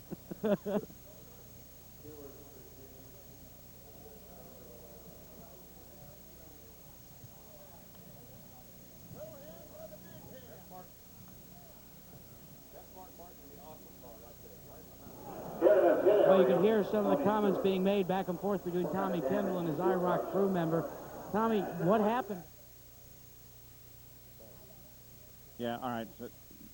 So all 3 of the contenders were behind the accident when it began. And Benny would say something, and then I would say, when it was over, Jack also talked with Jeff Burton. Well, Jeff Burton, your car's been shortened up considerably. Your version of what occurred? I don't know what, he started spinning, and I don't know what started him spinning. I saw him hit the inside wall, and he hit it so hard that he was coming back across the track, and only thing I could do I thought he was going to come back across, and the only way I could miss him was to just, you know, run wide open and run into, there was stuff all over the track. I knew I was going to run into him. I knew I was going to run into the car in front of me, but I didn't want to hit him. And so it tore my car all to pieces, but I didn't want to hit him. He hit hard enough, and his car was tore up pretty bad, so I wanted to make sure I didn't hit him. It wasn't going to hurt the white car. It was Gordon for me to hit him. It wasn't going to hurt me for me to hit him, and I just, you know, I hope he's okay. Well, Jeff Burton is out of competition as a result. His championship hope's gone. That leaves Mark Martin and Jeff Gordon. Jeff Gordon has some damage, and he must win the race and get at least 2 bonus points if he wants to win the championship. And now, here we are at Indy. Steve Vine, take it. That's the way we'll do that, baby. That'll work.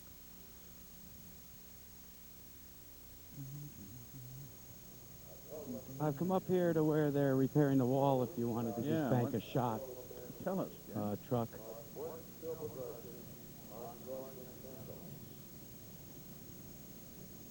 Thank you. You see the Jack's up there, Debbie? Boy. Yeah, he's up at that wall. Can people in a truck, it's like, here we are, let's shoot it. Okay. Truck, Steve, you read me? All right, we're giving it to you. Billy's got it. If you need him to move, we can come up a little higher.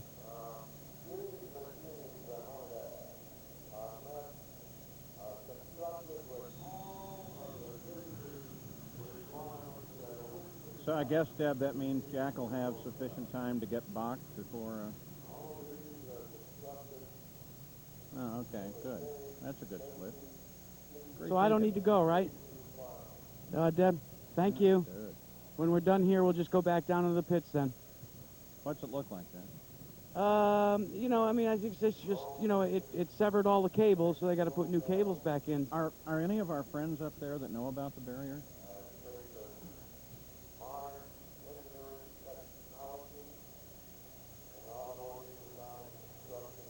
Well, you know, yeah, and they won't let me get over there. That we came up on the spectator side. Well, Jack, what was your understanding that?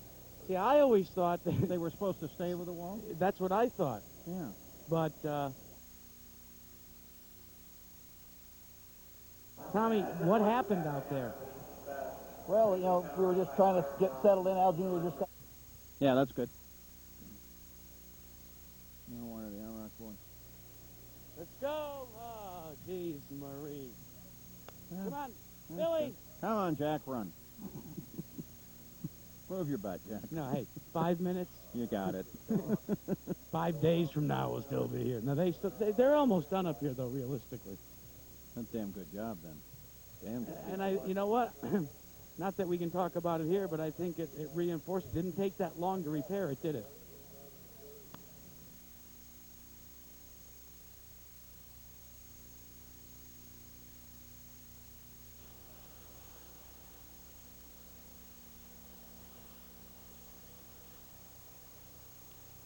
Dyke's on his way down to Methodist Hospital for further evaluation after his crash here. When he left here, he was awake and alert and talking normally. He had signs of a minor concussion.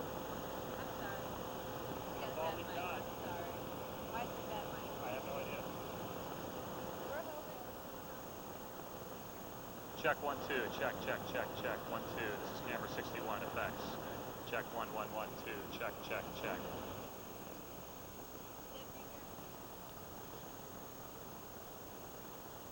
That is correct, Dennis. Do you want it in the other one?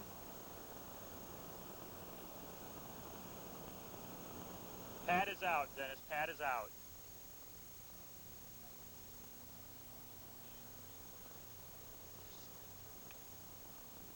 Got it. Hang on. Okay, Dennis. Check 1 2. Check 61. Better, Dennis? Camera 61, check.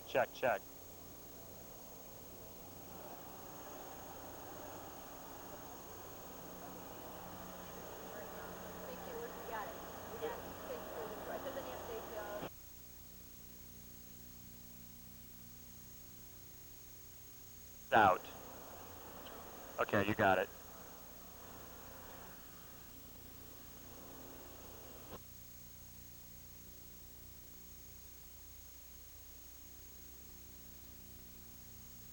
Jack, what Dr. Box said, that they brought Ari in. Yeah. He was alert. He was talking normally. They were going to transport him to Methodist. They felt like he had a slight concussion. Oh, good. That's it. Yep. Okay. A lot of the guys down here were concerned. I wanted to give them the word.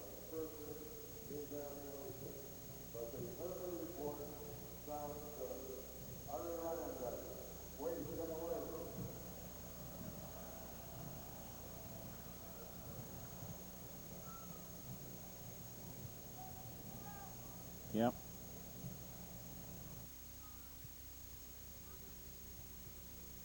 Yep. Okay.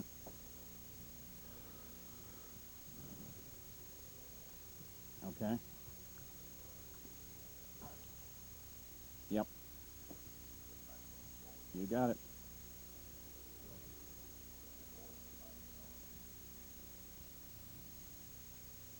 I see it up here.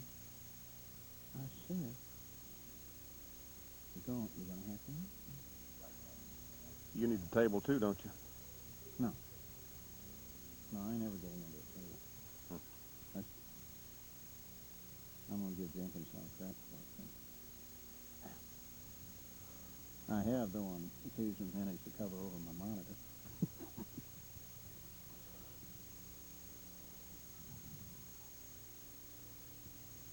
Gasser, Joy, Jarrett, Hunter,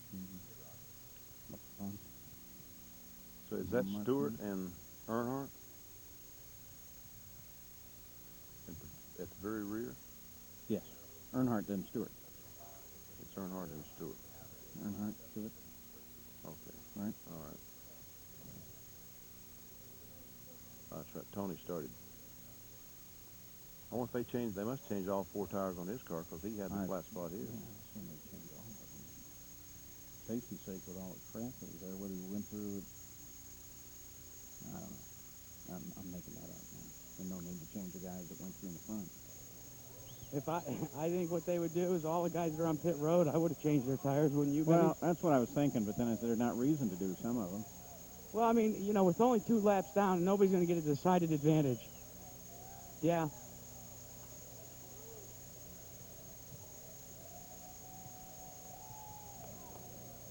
Yeah, okay. We'll find out. And Jack? Yeah, Paul. Everyone is on the same lap. There's no penalties. Everything's Yeah, cool. it was my understanding everybody. Yeah. I thought it was too. I just Yeah. want to make sure that nothing happened. So I didn't make it in time to tell Tommy.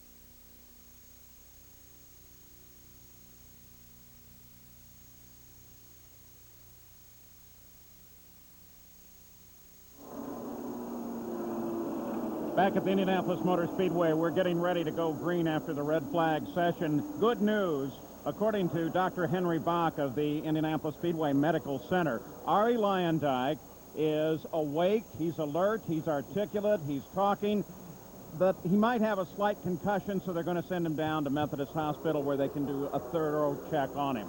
Now, as the cars begin to roll toward the green, let's look at what set up that situation. There we see the first 4 cars come off. The green car, Tommy Kendall, goes up and brushes the wall off turn 4. He comes down and hits Luyendyk.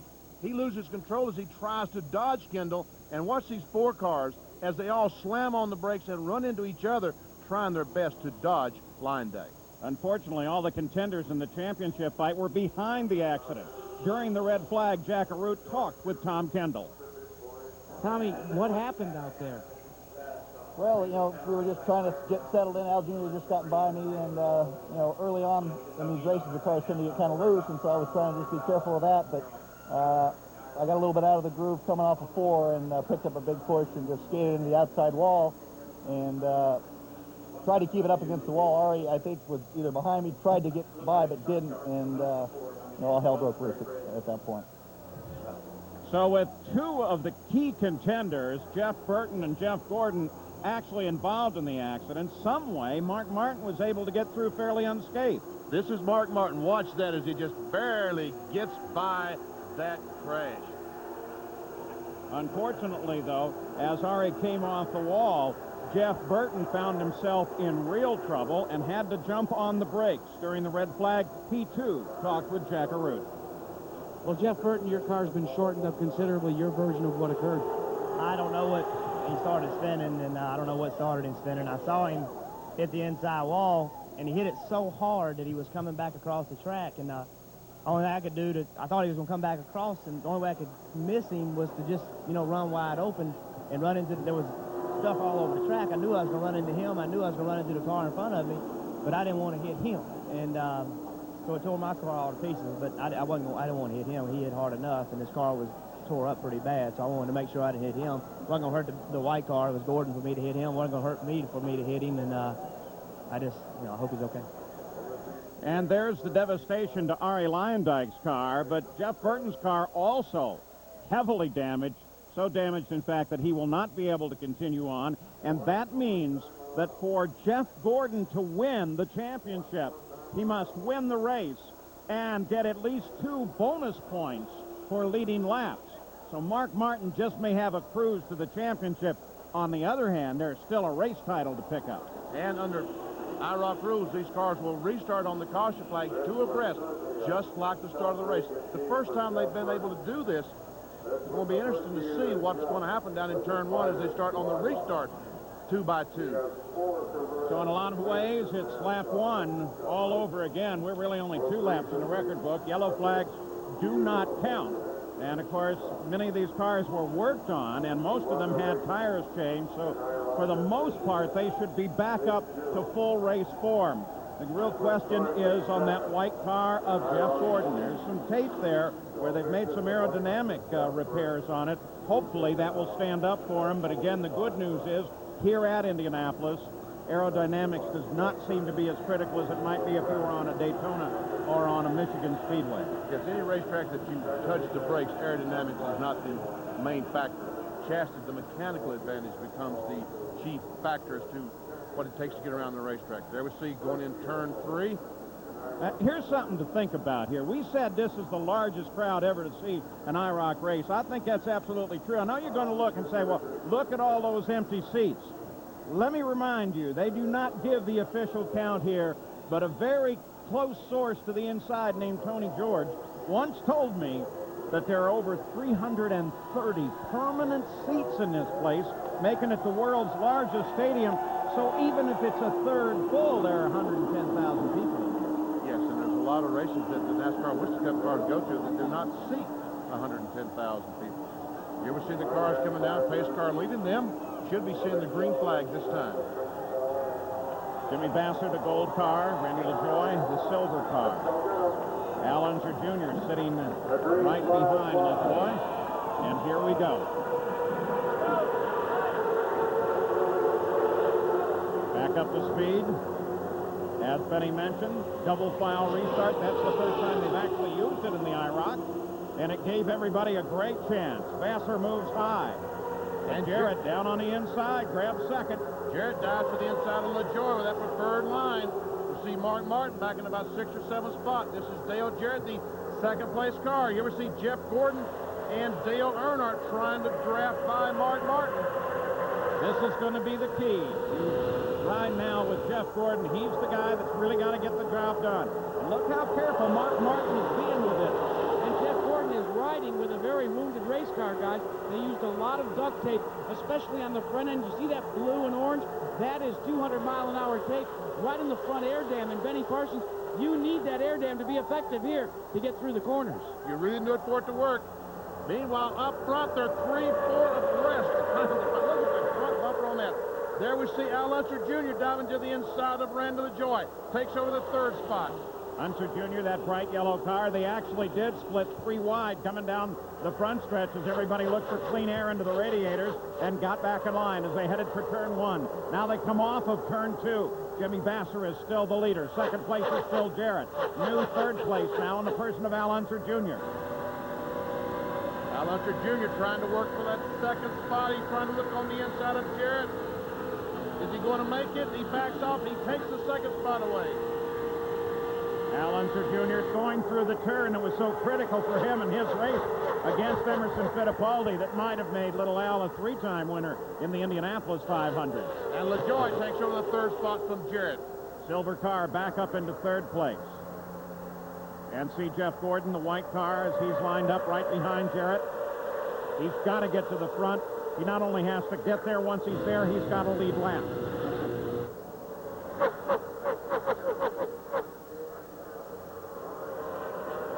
Across the short chute on the south end, heading for turn 2. No changes here. 5/8 of a mile, the back stretch. 9 degrees, 12 minutes, the bank at the Indianapolis Motor Speedway. Al Unser Jr. calls it the good old billiard table. It's so smooth and so flat.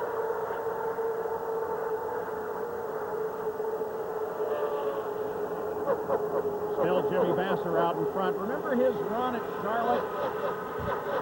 He first, his rookie year in the IROC, and he practiced the start. Had a great run going, and then his kart teammate, Alex Zanardi, got into an accident that closed everything up, and Jimmy Vasser, who had the race for all practical purposes locked up, ended up losing the whole thing. He pays very close attention to how to race these cars and stay in the front. Now Al Unser Jr. closing on him. Yes, he is right behind him. Now here's the place that you've got to be able to pass. As you come off that second corner, try to get a run down the backstretch. It doesn't look like Unser will get that run this time. Little Al falls a bit off as they come onto the backstretch, but think of the thousands of miles that Al Unser Jr. has logged in at the Indianapolis Motor Speedway, and with 2, almost 3 victories here, he certainly knows his way around probably better than anybody else on this racetrack right now. No change at the back of the order. And Mark Martin continues to relax back in 7th place because he knows it's his to lose right now in terms of the championship.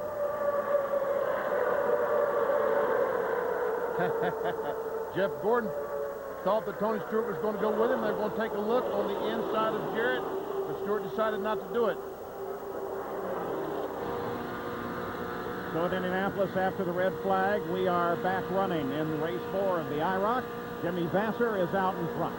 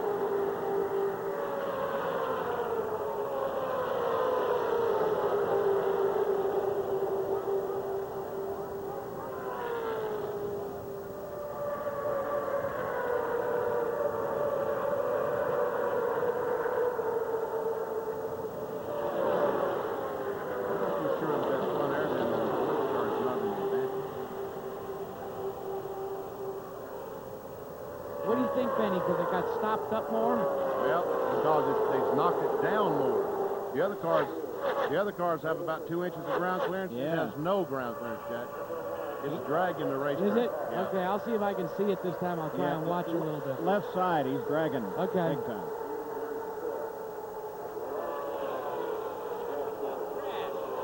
I know, but I think it helped him.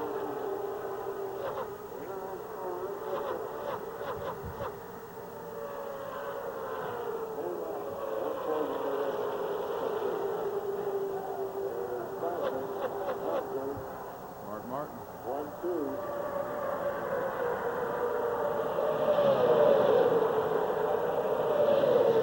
Oh, yeah, you're right, Benny. In fact, you know what I think is missing? I can't even, I couldn't tell. I have to see on the camera. You know the front valence, the black piece? Yeah. That literally looks like that's gone. Yeah, Deb. And just the extender is sticking on the ground.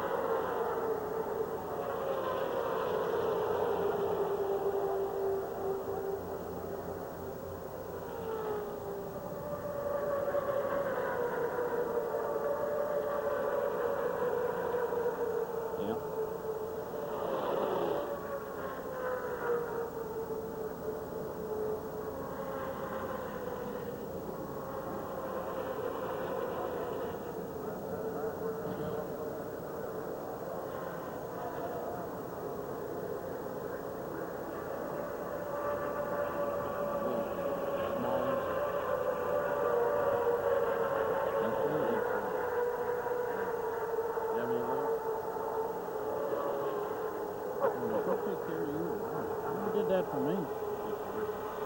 What about me? Did you ask me if my experience here? No. Okay, nothing. Well, not a thing. I guess I know who's working tomorrow. All have ears.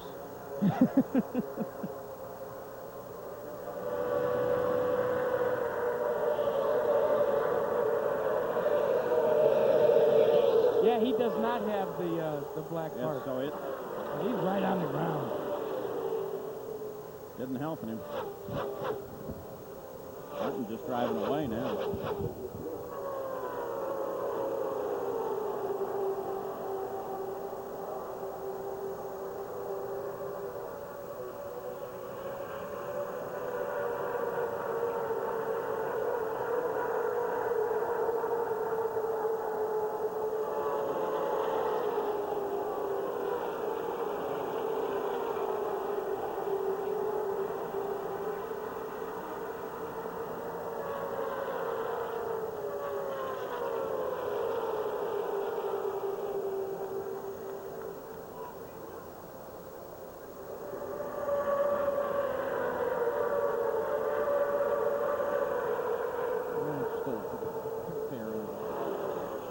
Martin's the fastest car up there.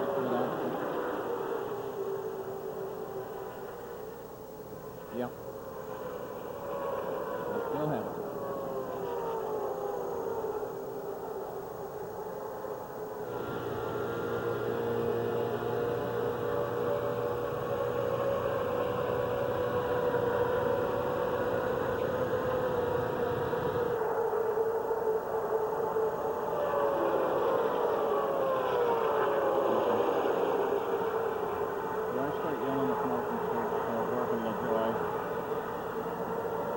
Just ask him what's it.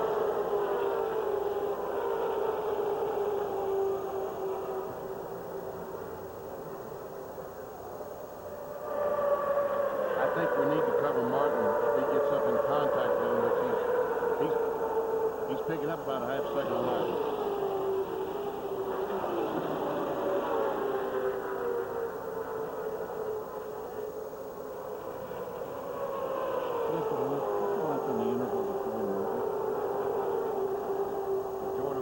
Yeah, I'm just going to have Brian track it. 9/10 of a second.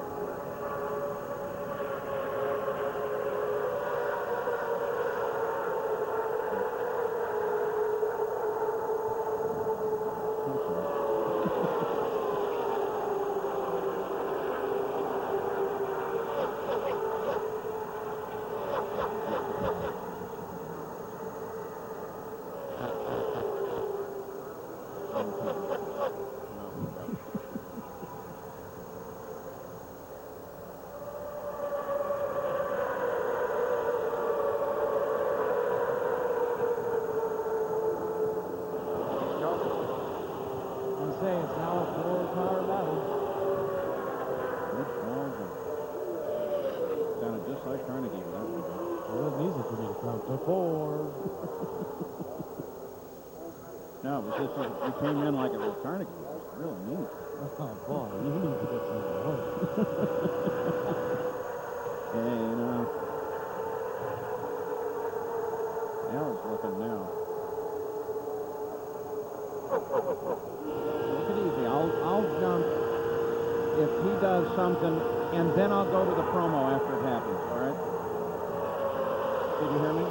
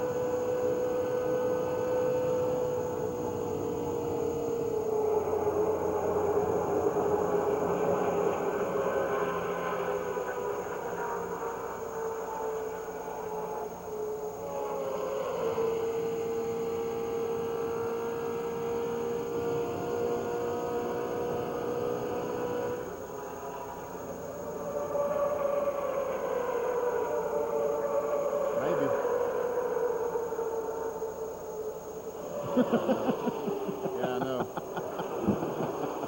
I know.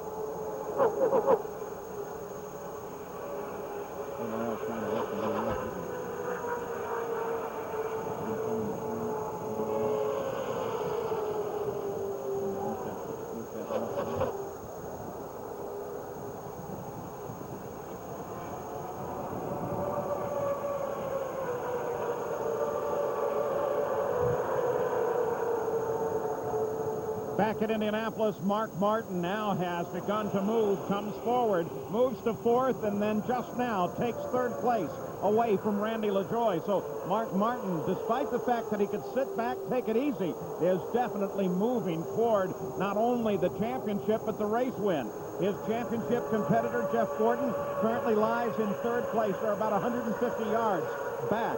Gordon lies back in fifth place, about 150 yards back. And you can see right there, Terry Labonte's working on it. Yes, Jeff Gordon loses another spot, as Mark Martin must love these IROC cars. They must fit him like a brand new pair of gloves, because he is marched from the very last place up to third spot, and right now he's closing in on the front two cars. Benny, I think maybe the reason why you're seeing Mark Martin uncharacteristically try to run to the front, even though he knows he's got the championship all but locked up, because it's Indianapolis, because it's the first time that the IROC cars have ever competed here on the famed Speedway. Don't forget, Mark Martin has never been to Indy Victory Lane. Just past the halfway point, Mark Martin.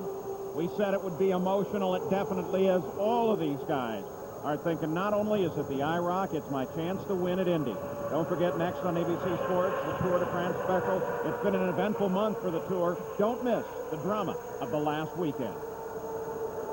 Vassar, Hunter Jr., the yellow car, Mark Martin, and then Randy LaJoie, the front four, and then a separation back to Terry Labonte.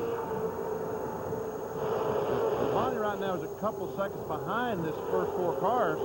Boy, they come off the close that turn four wall to exit turn four.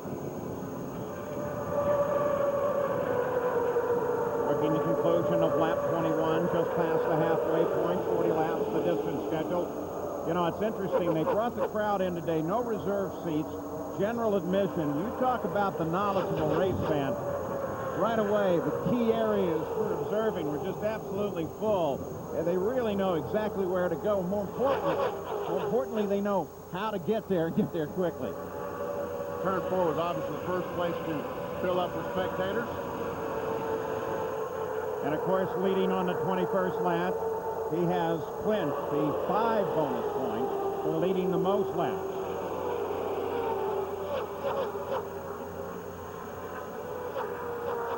Mark Martin still sitting in the back of Al Unser Jr. now. And I'm assuming, Benny, that the game, boy, look how LaJoie came out and rounded off to the wall. I'm assuming the game now is, if you can, to try and save tires.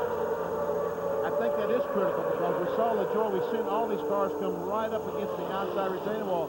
It looks like these tires are getting a little bit worn, and they're trying to slip. They're starting to slip as the cars come off the corner. Once again, LaJoie really slides that car right against the outside retaining wall. And Jack Arute, the IROC crew has done a lot of work preparing the car aerodynamically for Indy. But Paul, one of the big problems is visibility. Now the drivers have this rear spoiler area. They said they couldn't see. So what did the IROC guys do? They made the rear spoiler clear. So when you look in the rear view mirror, you're looking back through the Lexan. Jimmy Bassett, Al Unser Jr., Mark Martin. Mark Martin's right up there now.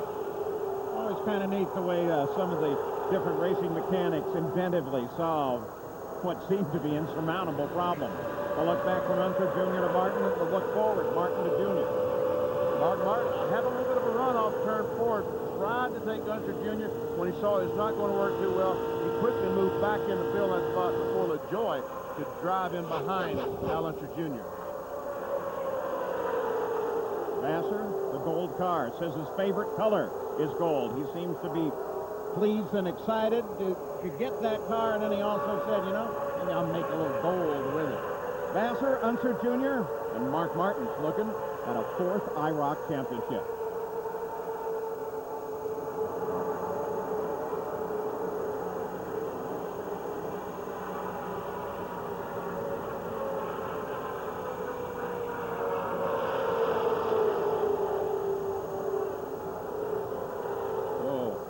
Sure he got that.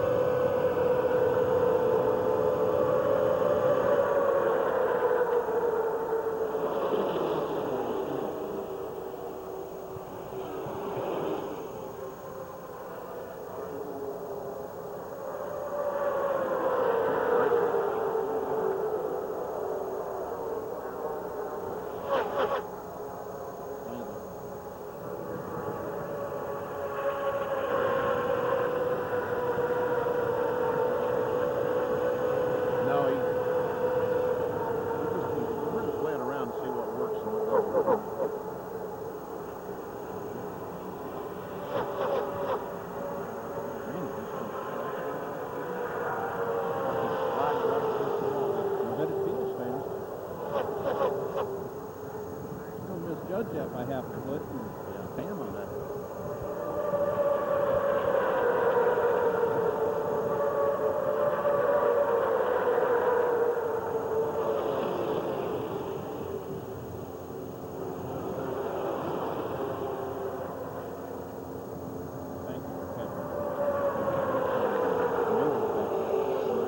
Did you hear that crowd sound? Every time Kendall comes by, they all stand up and cheer. Oh, do they really?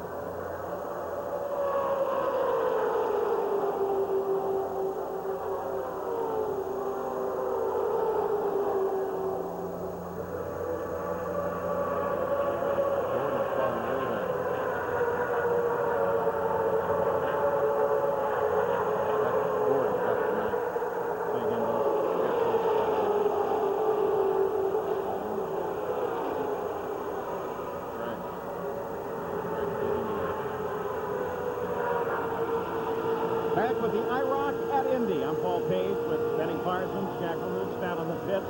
You ride with Mark Martin, who sits in a position to take an unprecedented and historic fourth IROC championship if he can simply stay there. Jeff Gordon has been sliding steadily backwards. He's back in 9th place now. So really, it's a battle for the race.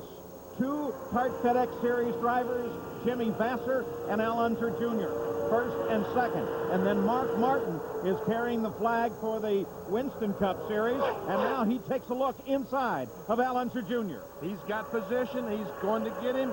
As they go down the backstretch into turn 3, it will be Mark Martin in the second place. Now, if he can keep the car on the bottom of the racetrack and Unser Jr. doesn't drive him back under him, he will have that spot. So Mark Martin makes another move, brings him further forward. Without question, he's the fastest car on the track. They've been averaging these top three over 156.2 miles an hour throughout the run. So Jimmy Vasser unchallenged right now. Mark Martin signaling back to Little Al. Looks like he'd like him to come up and give him a little help. That's exactly what he'd like. Get as close as you can, because two cars will run faster nose to tail than one car, or the gap like this. They need those cars close together, just inches apart. Fellas, Mark Martin knew that the tires might be an issue here. Not that they would wear out, but that excessive heat, due to the fact that you're in the corners so much, would make them less adhesive near the end of the race. From my vantage point, it looks as if maybe Mark Martin has marshaled the tires the best of the first three cars. Now he's got a little bit more, Benny Parsons, to chase down Jimmy Vasser. Here's that way, Jack. Down that long backstretch, works into turn 3. The Goodyear Blimp Spirit of Akron giving us these shots. Proud to be a part of the celebration for the 100th anniversary of Goodyear Tire and Rubber Company.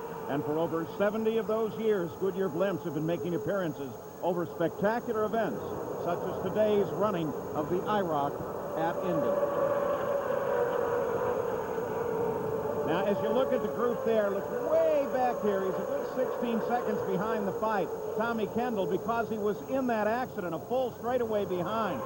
But this Hoosier racing crowd, every time he goes by, they roar for him. What's that all about? They got to encourage the guy along. Obviously, Kendall's contact that he made with the outside retaining wall has bent the car up, so it has rendered the car uncompetitive. So now Mark Martin is moving right up behind Jimmy Vasser. And he worked Al Unser Jr., pushed him out a second. Now he's ready to work on Jimmy. He'll be back.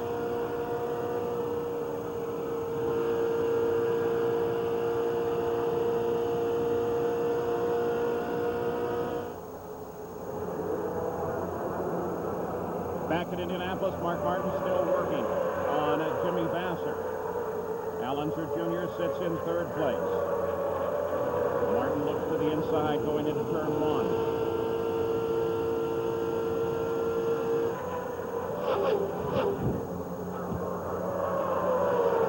Martin drops back.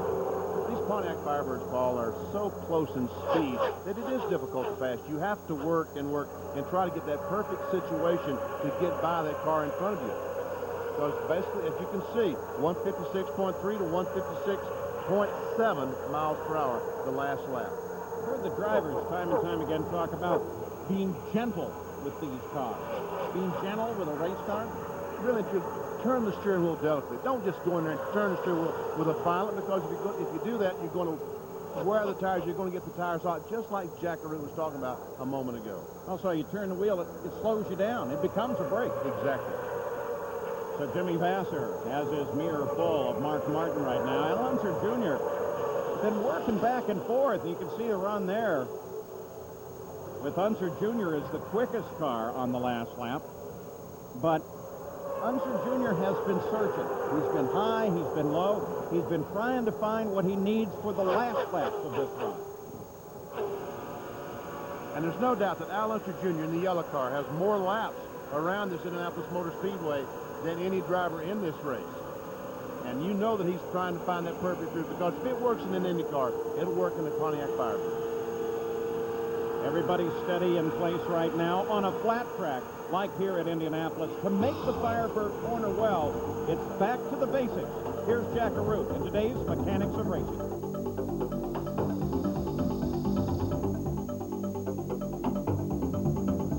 In the past, we've We've talked a lot about the tire patch, the contact area between a tire and the racetrack. Well, here at Indianapolis, it's extremely critical. In fact, when you're driving down the straightaway here at Indy, the car literally wants to turn left by itself. So much so, the drivers introduce a little bit of right wheel or right rudder to make the car stay straight. But down into the corner, it's a whole different ball game. The way the IROC mechanics compensate and make the car turn naturally left is through caster and camber. Quite simply, caster is the center line area of a tire as it relates to the front end assembly. You have positive caster, the wheel leads a little bit, negative backward. But the most important issue here is camber. That's the lean angle of a tire.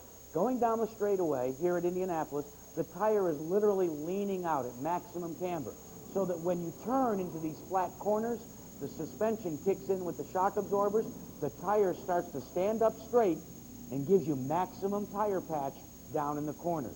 Now, there's 4 distinct corners at Indianapolis, so it's extremely critical because you've got to get around with a good tire patch 160 separate times.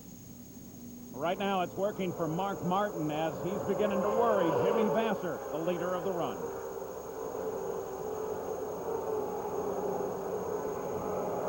Back at Indianapolis, Mark Martin, who has been the fastest car the past several laps, now right on the rear bumper of Jimmy Vasser and beginning to take a look at him as they go into turn 3. Key passing areas, turn 3, turn 1. Al Hunter Jr. watches all this. He wants to go with Mark Martin. If Martin makes that move, he wants to be able to take advantage and follow. Right now, Mark Martin is simply waiting for Jimmy Vasser to make a mistake. Hopefully, he will make the mistake. But the cars are set up so good, and these drivers are so good, that mistakes rarely happen in IROC competition. And Benny, this setup is almost, at least from an aero package standpoint, exactly the same type of setup we saw at the High Bank Michigan Speedway. One of the reasons why is because these Pontiac Firebirds are so aerodynamic that they actually had to try and take some of the aero push, so to speak, out of these cars.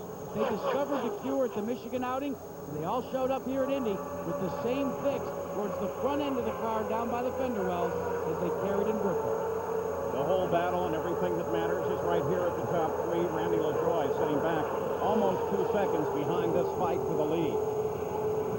And remember, $125,000 difference in payoff in between that rear bumper of Jimmy Vasser's car and the front bumper of Mark Martin. Championship money, of course. Mark Martin, the man with the championship at the moment, and with Jeff Gordon all the way back in 9th place, doesn't look like he has any opportunity in the remaining 5 laps to close in. Unless, of course, something critical happens here at the front. And they are pretty close on a 50-foot wide racetrack. Well, they are close, but Jeff Gordon has to lead some laps. And it's just difficult to see all these cars having a problem and Jeff Gordon being able to get by those cars and lead laps in the few laps remaining. Yeah, let me play the devil's advocate. These 2 guys get in trouble, all 3 of them tangled. They're done. Now, Jeff Gordon comes up to become the leader. Only other guy that's led laps is Jimmy Vasser. Suddenly, he's got those laps and maybe the win. But you got to worry about Randy LaJoie. You got to worry about LaJoie and Labonte and Stewart and all the rest of those. Don't ruin it for me. Oh, I see. Still a good fight at the front, no question about that. Good news once again is Ari Lyondike might have a slight concussion. They sent him over to Methodist Hospital for observation after an unbelievably visual accident. Martin, going into 1, takes a look down low once again, running a decidedly lower line now than the leader, Jimmy Vasser, in the gold car.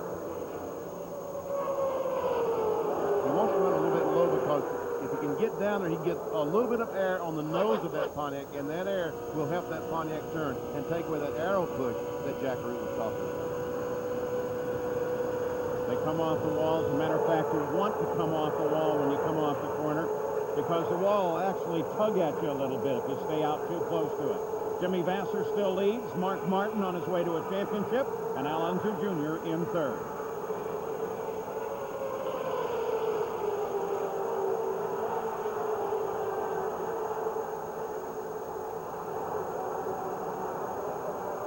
Back at Indianapolis, Mark Martin makes his move on Jimmy Vasser as they flash across the stripe. At the end of the 37th lap, Mark Martin, now Al Unser Jr. comes inside of Vasser. This is exactly what Benny predicted. They've been waiting for the moment when they could make the move, and when they made it, they both made it together. Exactly. Now, can Al Unser Jr. catch Mark Martin? You wouldn't think so, because Mark Martin clearly on our computer here is shown to be the fastest car all day long. He passed Al Unser Jr. earlier, but in trying to catch and pass faster, has he used too much of his tires up? Has Unser been laying back, saving his tires? And the time we'll find out as we see 3 laps to go. Mark Martin seems to have the miles per hour, but let's not discount Al Unser Jr.'s years of experience on this track. Hasn't been here since 1994. Last time he was here, it was in Victory Lane at the Speedway. We'll take a look at the speeds as they hit the line. Now with 2 to go when they make it to the line, Mark Martin as the leader.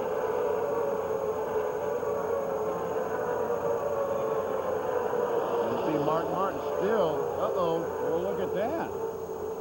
Isn't that interesting? Dale Jarrett running down, way down the order. Was the fastest lap. Once again, we go back to the point that I made, that these cars are so close. Dale Jarrett is running back in 7th spot, but that lap had the fastest lap of all the cars running. They're also so sensitive. You get a little help here, you don't get it there. 2.5-mile track, a couple of hundredths of a second makes a world of difference in speed. It does make a world of difference. There we see Mark Martin coming off, going down the short chute.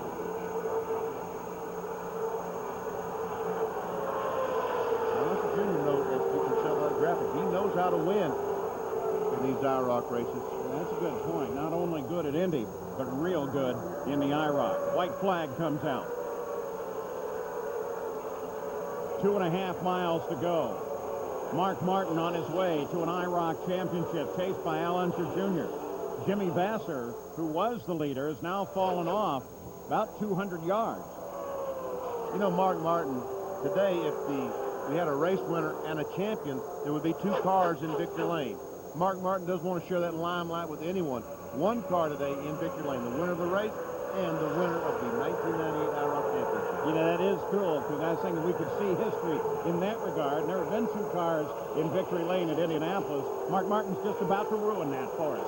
He's going to win not only the championship, but the 4th and final round of the International Race of Champions, and the first run ever at the Indianapolis Motor Speedway. The IROC at Indy. The crowd's been waiting for it. They've been pumped up about it. It's been a great crowd here today. And Mark Martin makes history in a history-making run at Indianapolis as he takes his 4th IROC championship and 3 in a row. His 8th IROC event win. And he moves into 2nd place on the all-time list behind 2nd place Al Unser Jr. The next one,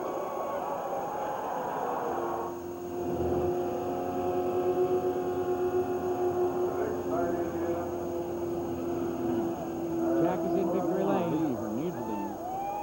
You know, you normally don't make these. It's your fault. Yeah, because they're going to sit here for a while. Well, don't forget, we won't have Al in Victory Lane, so we'll have to go, yeah. Well, we've already told Denny Stewart to pick him up and bring him here. But don't forget, this is a type of Victory Lane where they control it all, so we're going to have to, get it done, and then we'll move out. They'll pull in down here. I've got Denny Stewart working on it.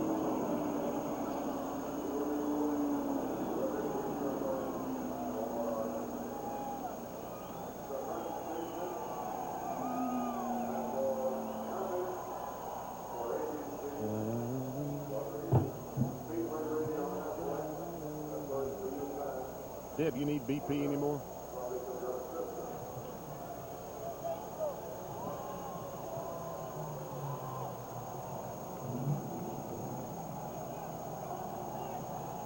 Thank you. Thank you for the year. Everybody out of the circle.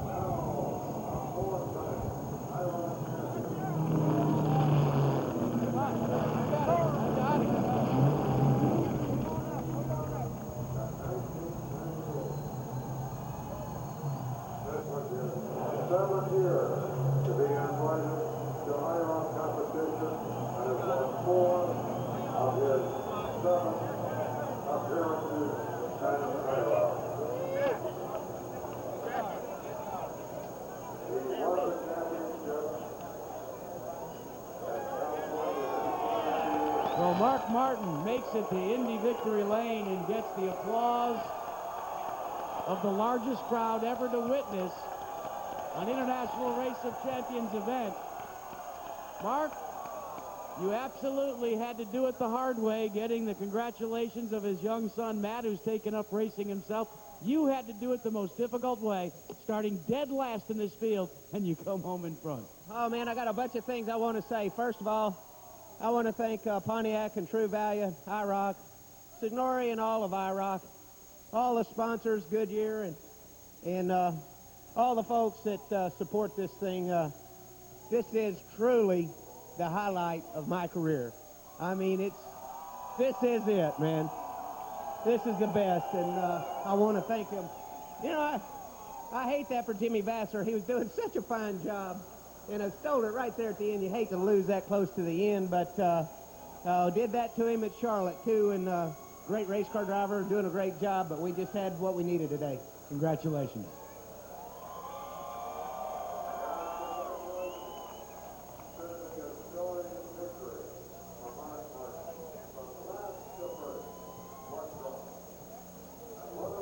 No, we gotta go Junior. I can't throw to Paul, Debbie, because we're also on PA. Must be something when you guys sit in that chair that you forget that. All right, we're going to get out. What did God say? All right, we're on our way, Steve. Yeah, I see him. I see him. Thanks.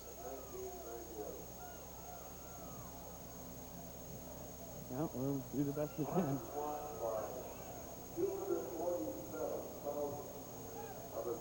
Are we rolling? I heard you say something about Martin's dead.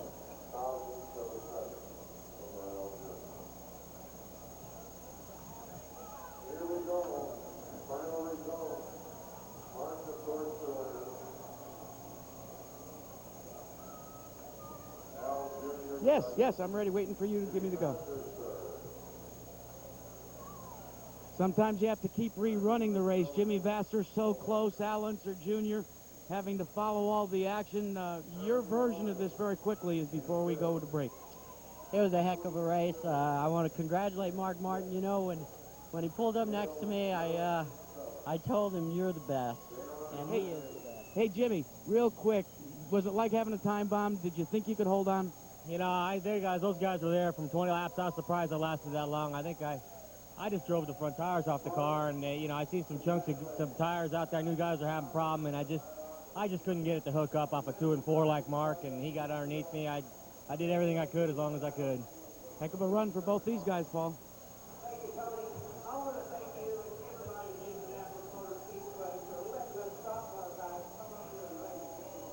Okay, am I clear, sir? Thank you. Jack is on his way back.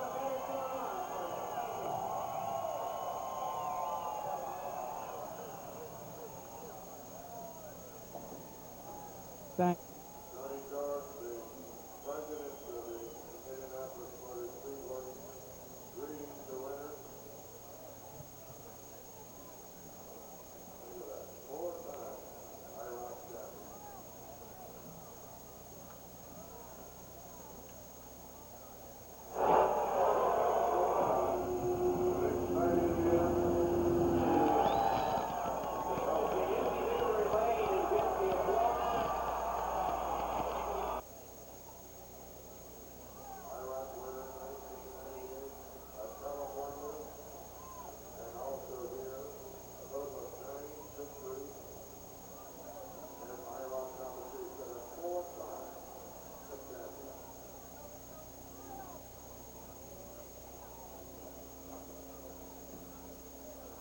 We'd like to introduce right now Dan Carter, moving into the microphone, Chief Executive Officer of True Value. Dan? Mark, congratulations on behalf of the 10,000 True Value stores all over the United States. What a way to win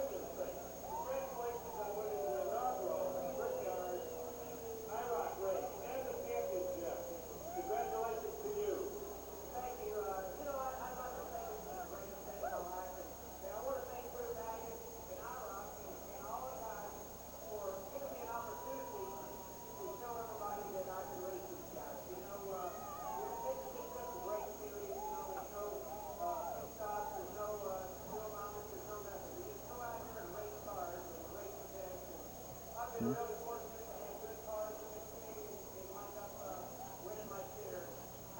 I don't understand that at all. I didn't because of that, didn't want to. That sure seems like it. What you think? You're the one looking.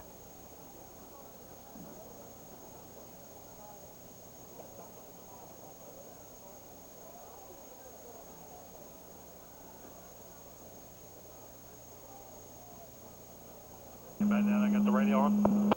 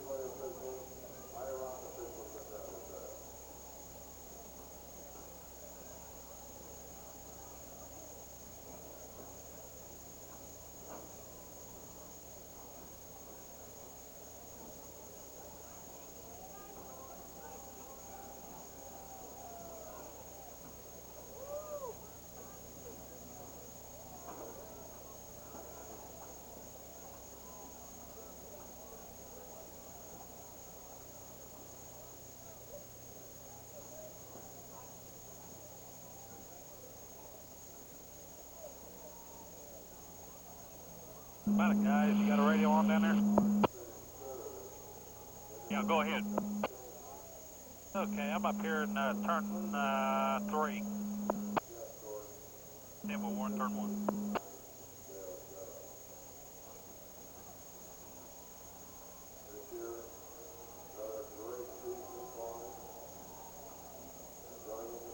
You made it back there, huh, Harlan?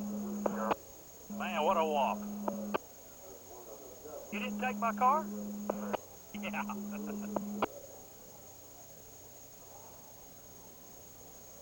didn't think our race was ever going to get over.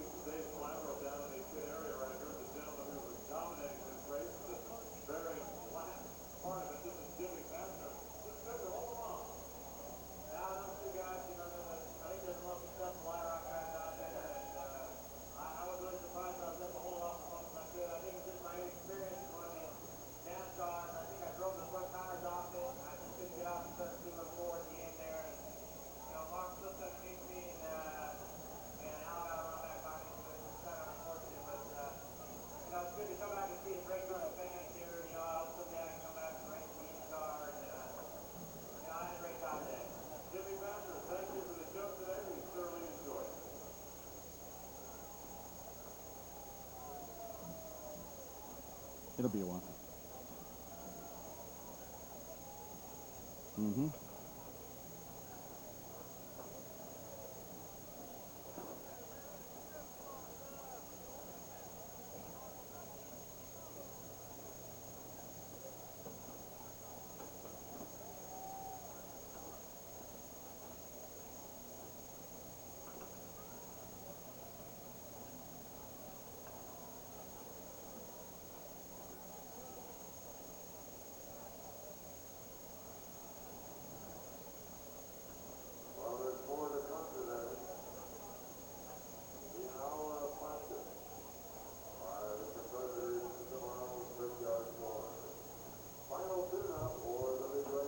Going to have a wide world throw, too, going out of this. I don't know how they're going to fit all this in. Only got 12 seconds.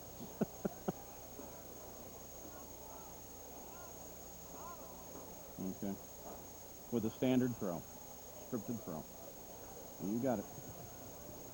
Oh!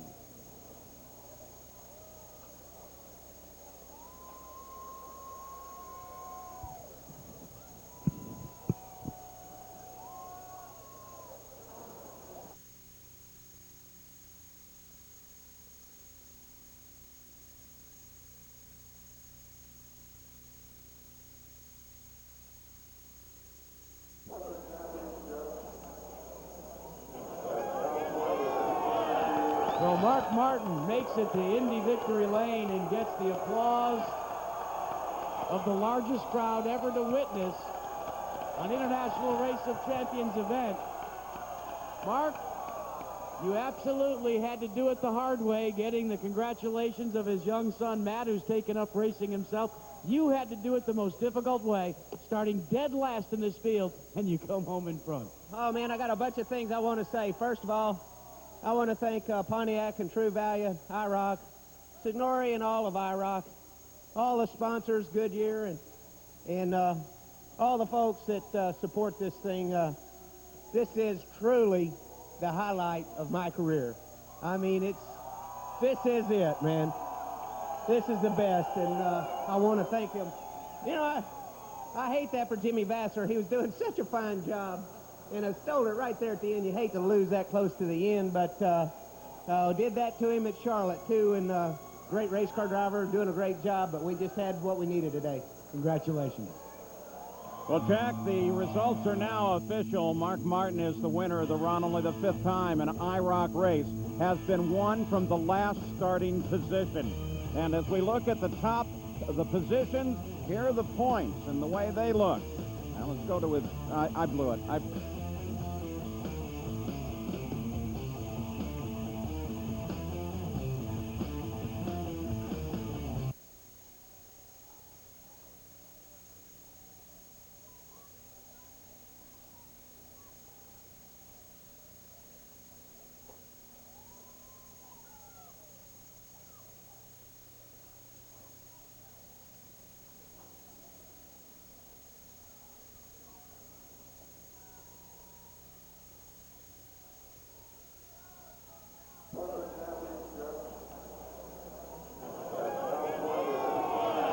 So Mark Martin makes it to Indy victory lane and gets the applause of the largest crowd ever to witness an International Race of Champions event.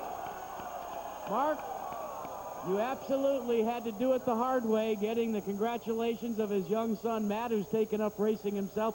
You had to do it the most difficult way, starting dead last in this field, and you come home in front. Oh, man, I got a bunch of things I want to say. First of all, I want to thank Pontiac and True Value, IROC, Signori and all of IROC, all the sponsors, Goodyear, and all the folks that support this thing. This is truly the highlight of my career. I mean, this is it, man. This is the best, and I want to thank him. You know, I hate that for Jimmy Vassar. He was doing such a fine job. And I stole it right there at the end. You hate to lose that close to the end, but did that to him at Charlotte, too. And great race car driver, doing a great job, but we just had what we needed today. Congratulations. Well, Jack, as we suggested, both emotional and historic. Here's the official finish now. Only the 5th time that an IROC race has been won from the last starting position. And as we take a look at the points, Mark Martin had 2 wins, a second and a third this season to take the championship. Now let's go back to Jack Arute. Sometimes you have to keep rerunning the race. Jimmy Vassar so close, Al Unser Jr. having to follow all the action. Your version of this very quickly is before we go to break. It was a heck of a race. I want to congratulate Mark Martin. You know, when he pulled up next to me, I told him, "You're the best," and he is the best. Hey, Jimmy, real quick, was it like having a time bomb? Did you think you could hold on? You know, those guys were there from 20 laps. I was surprised I lasted that long. I think I just drove the front tires off the car, and you know, I seen some chunks of some tires out there. I knew guys were having a problem, and I just couldn't get it to hook up off of 2 and 4 like Mark, and he got underneath me. I did everything I could as long as I could. Heck of a run for both these guys, Paul. Well, and we take a look at the payout, too. Mark Martin with the most. Jeff Burton, despite the accident early, still comes home with $100,000 in his pocket. Don't forget, next on ABC Sports, the Tour de France special, 20th stage as they head toward Paris. Now, let's go back to our Wide World of Sports studio in New York and our host, Robin Roberts.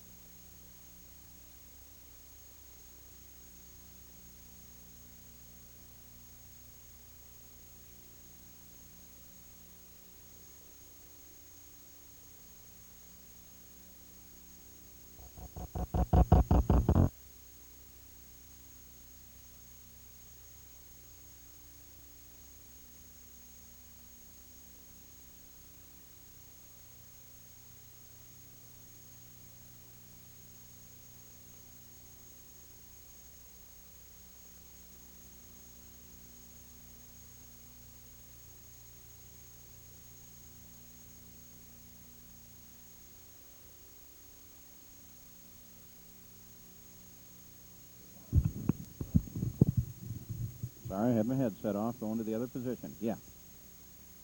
Yes, Deb.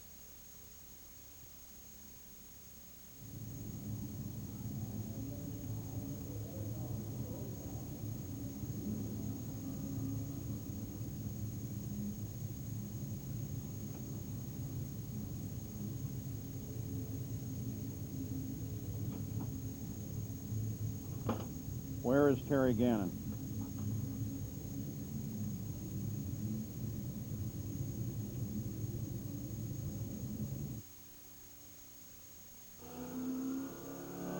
All right, the first pack's down the front straightaway, start, finish, now.